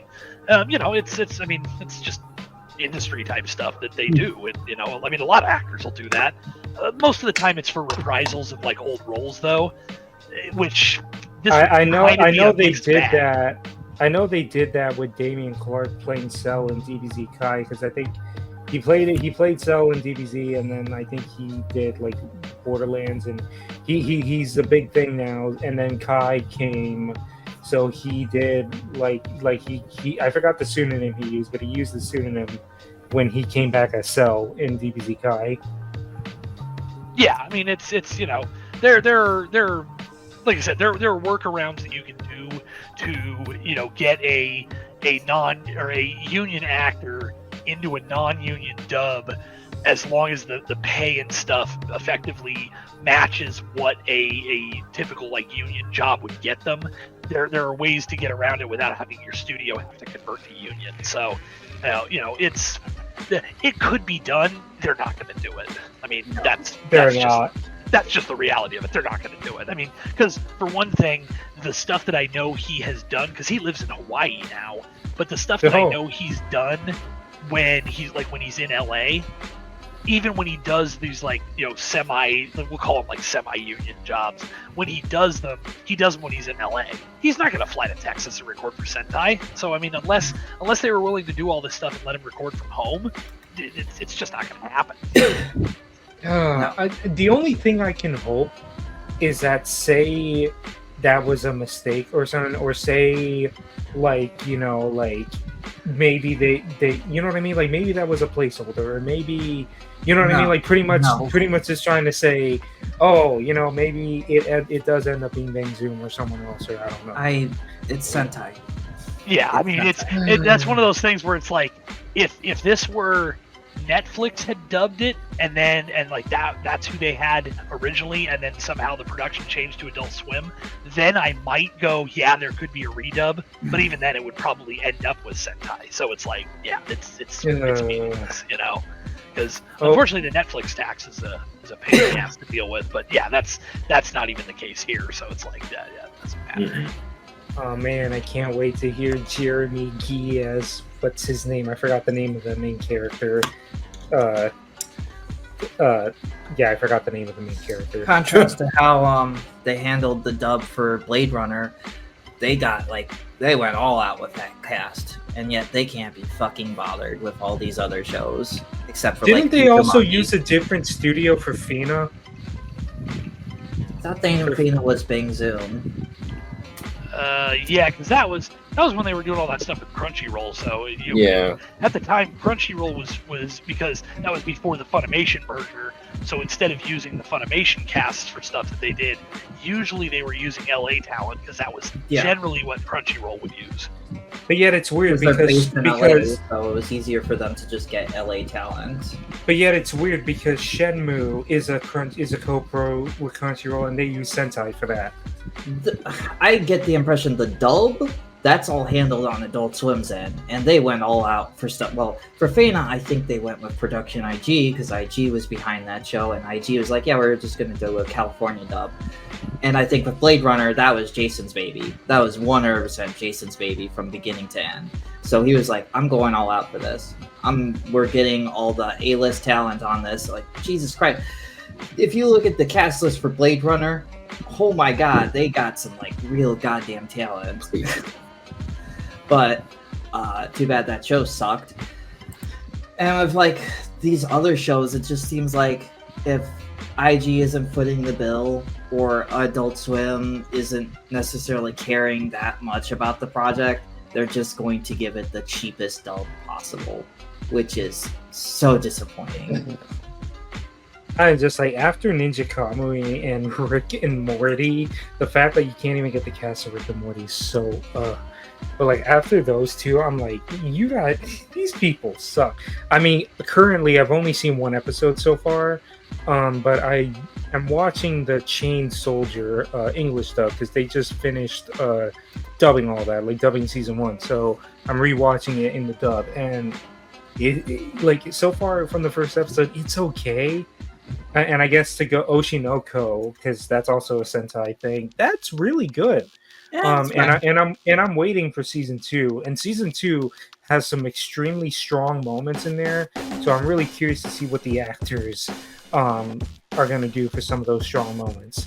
But I guess because we've been on So any final thoughts on Lazarus? Looks cool. Hopefully it's good. Will it have a mech? And will it be rendered on a Dreamcast? No, it'll run like a Saturn. Gotta get it all crunchy looking. Yeah, then I'll be honest. Show after that will be something even worse. It'll be rendered on a Super FX chip. I mean, literally, I was literally watching some footage of it while you guys were talking. It looks good. I mean, I don't want to get my hopes too high.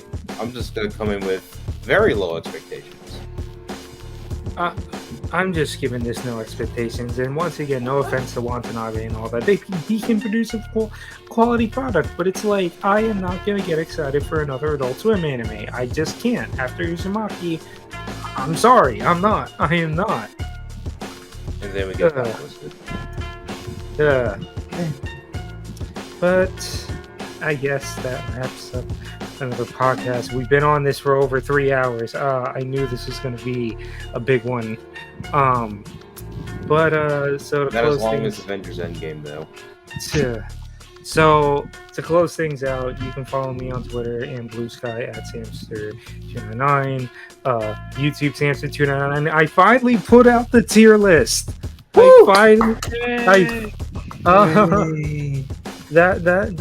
was the most painful thing I've ever had to make, and I am not doing it again.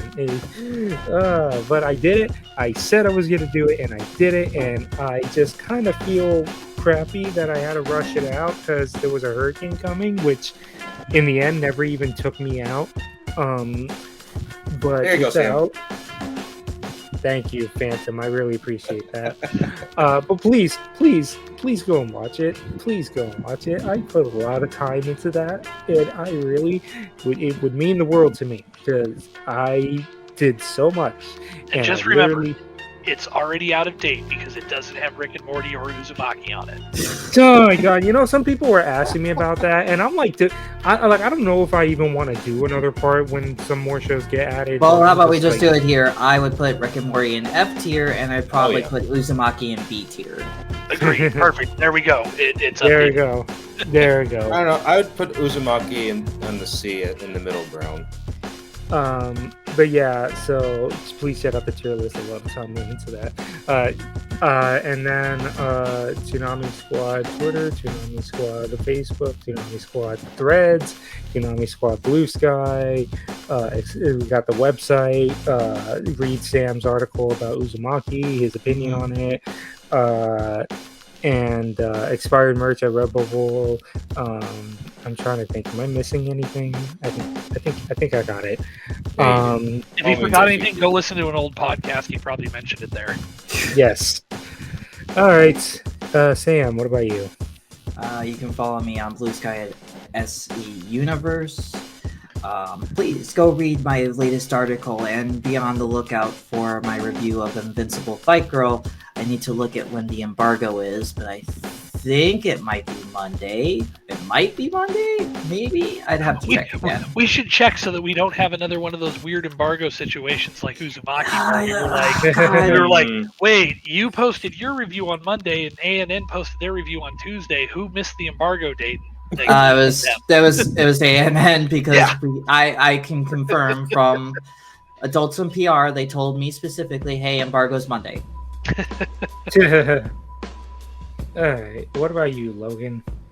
You can follow me on Elon Musk's hell site at Schmollis1 or on the bluer skies at Schmollis at bsky.app or whatever. Just look up Schmollis with no one. And yeah, otherwise, at some point I may be on a live stream for Animego, but I don't know when. So, yeah, or buy Discotech and Animego stuff. # shameless plug.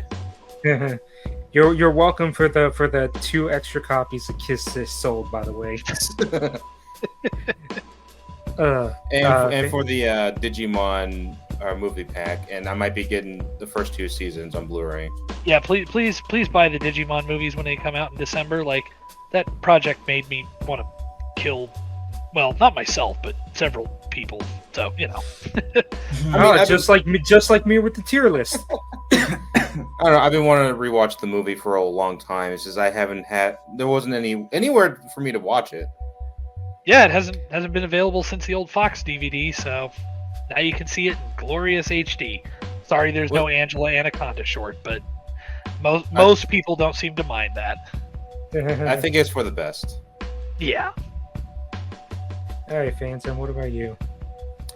Let's see. You can follow me on Blue Sky at Phantomstar64.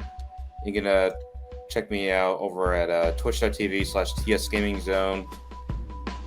Right before the hurricane, actually, we finished Final Fantasy VII Rebirth. Thank you, Logan, for all your support.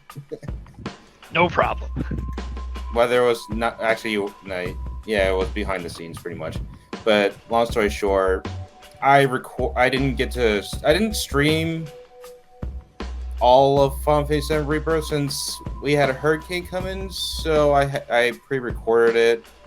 I need a thumbnail, so as soon as I get a thumbnail going, I'll post it sometime next week. Probably after this podcast comes out. I've been saying that for like a week and a half, and I haven't done shit. That's just like me. But yeah, now we're on Sparking Zero. We're playing Mortal Kombat. Chaos Reigns. Probably get Ghostface on Halloween, I guess. Oh yeah, and Shadow Generations. Love the game.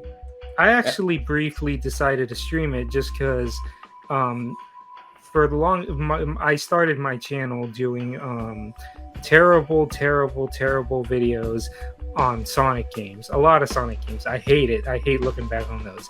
But Generations. I want to get to bed, guys. Okay. I'm trying to wrap it up. I'm sorry, Sam. Yeah. Okay. I'm done. Sorry. Go ahead. And yeah, just follow TS Gaming Zone on Blue Sky and Twitter.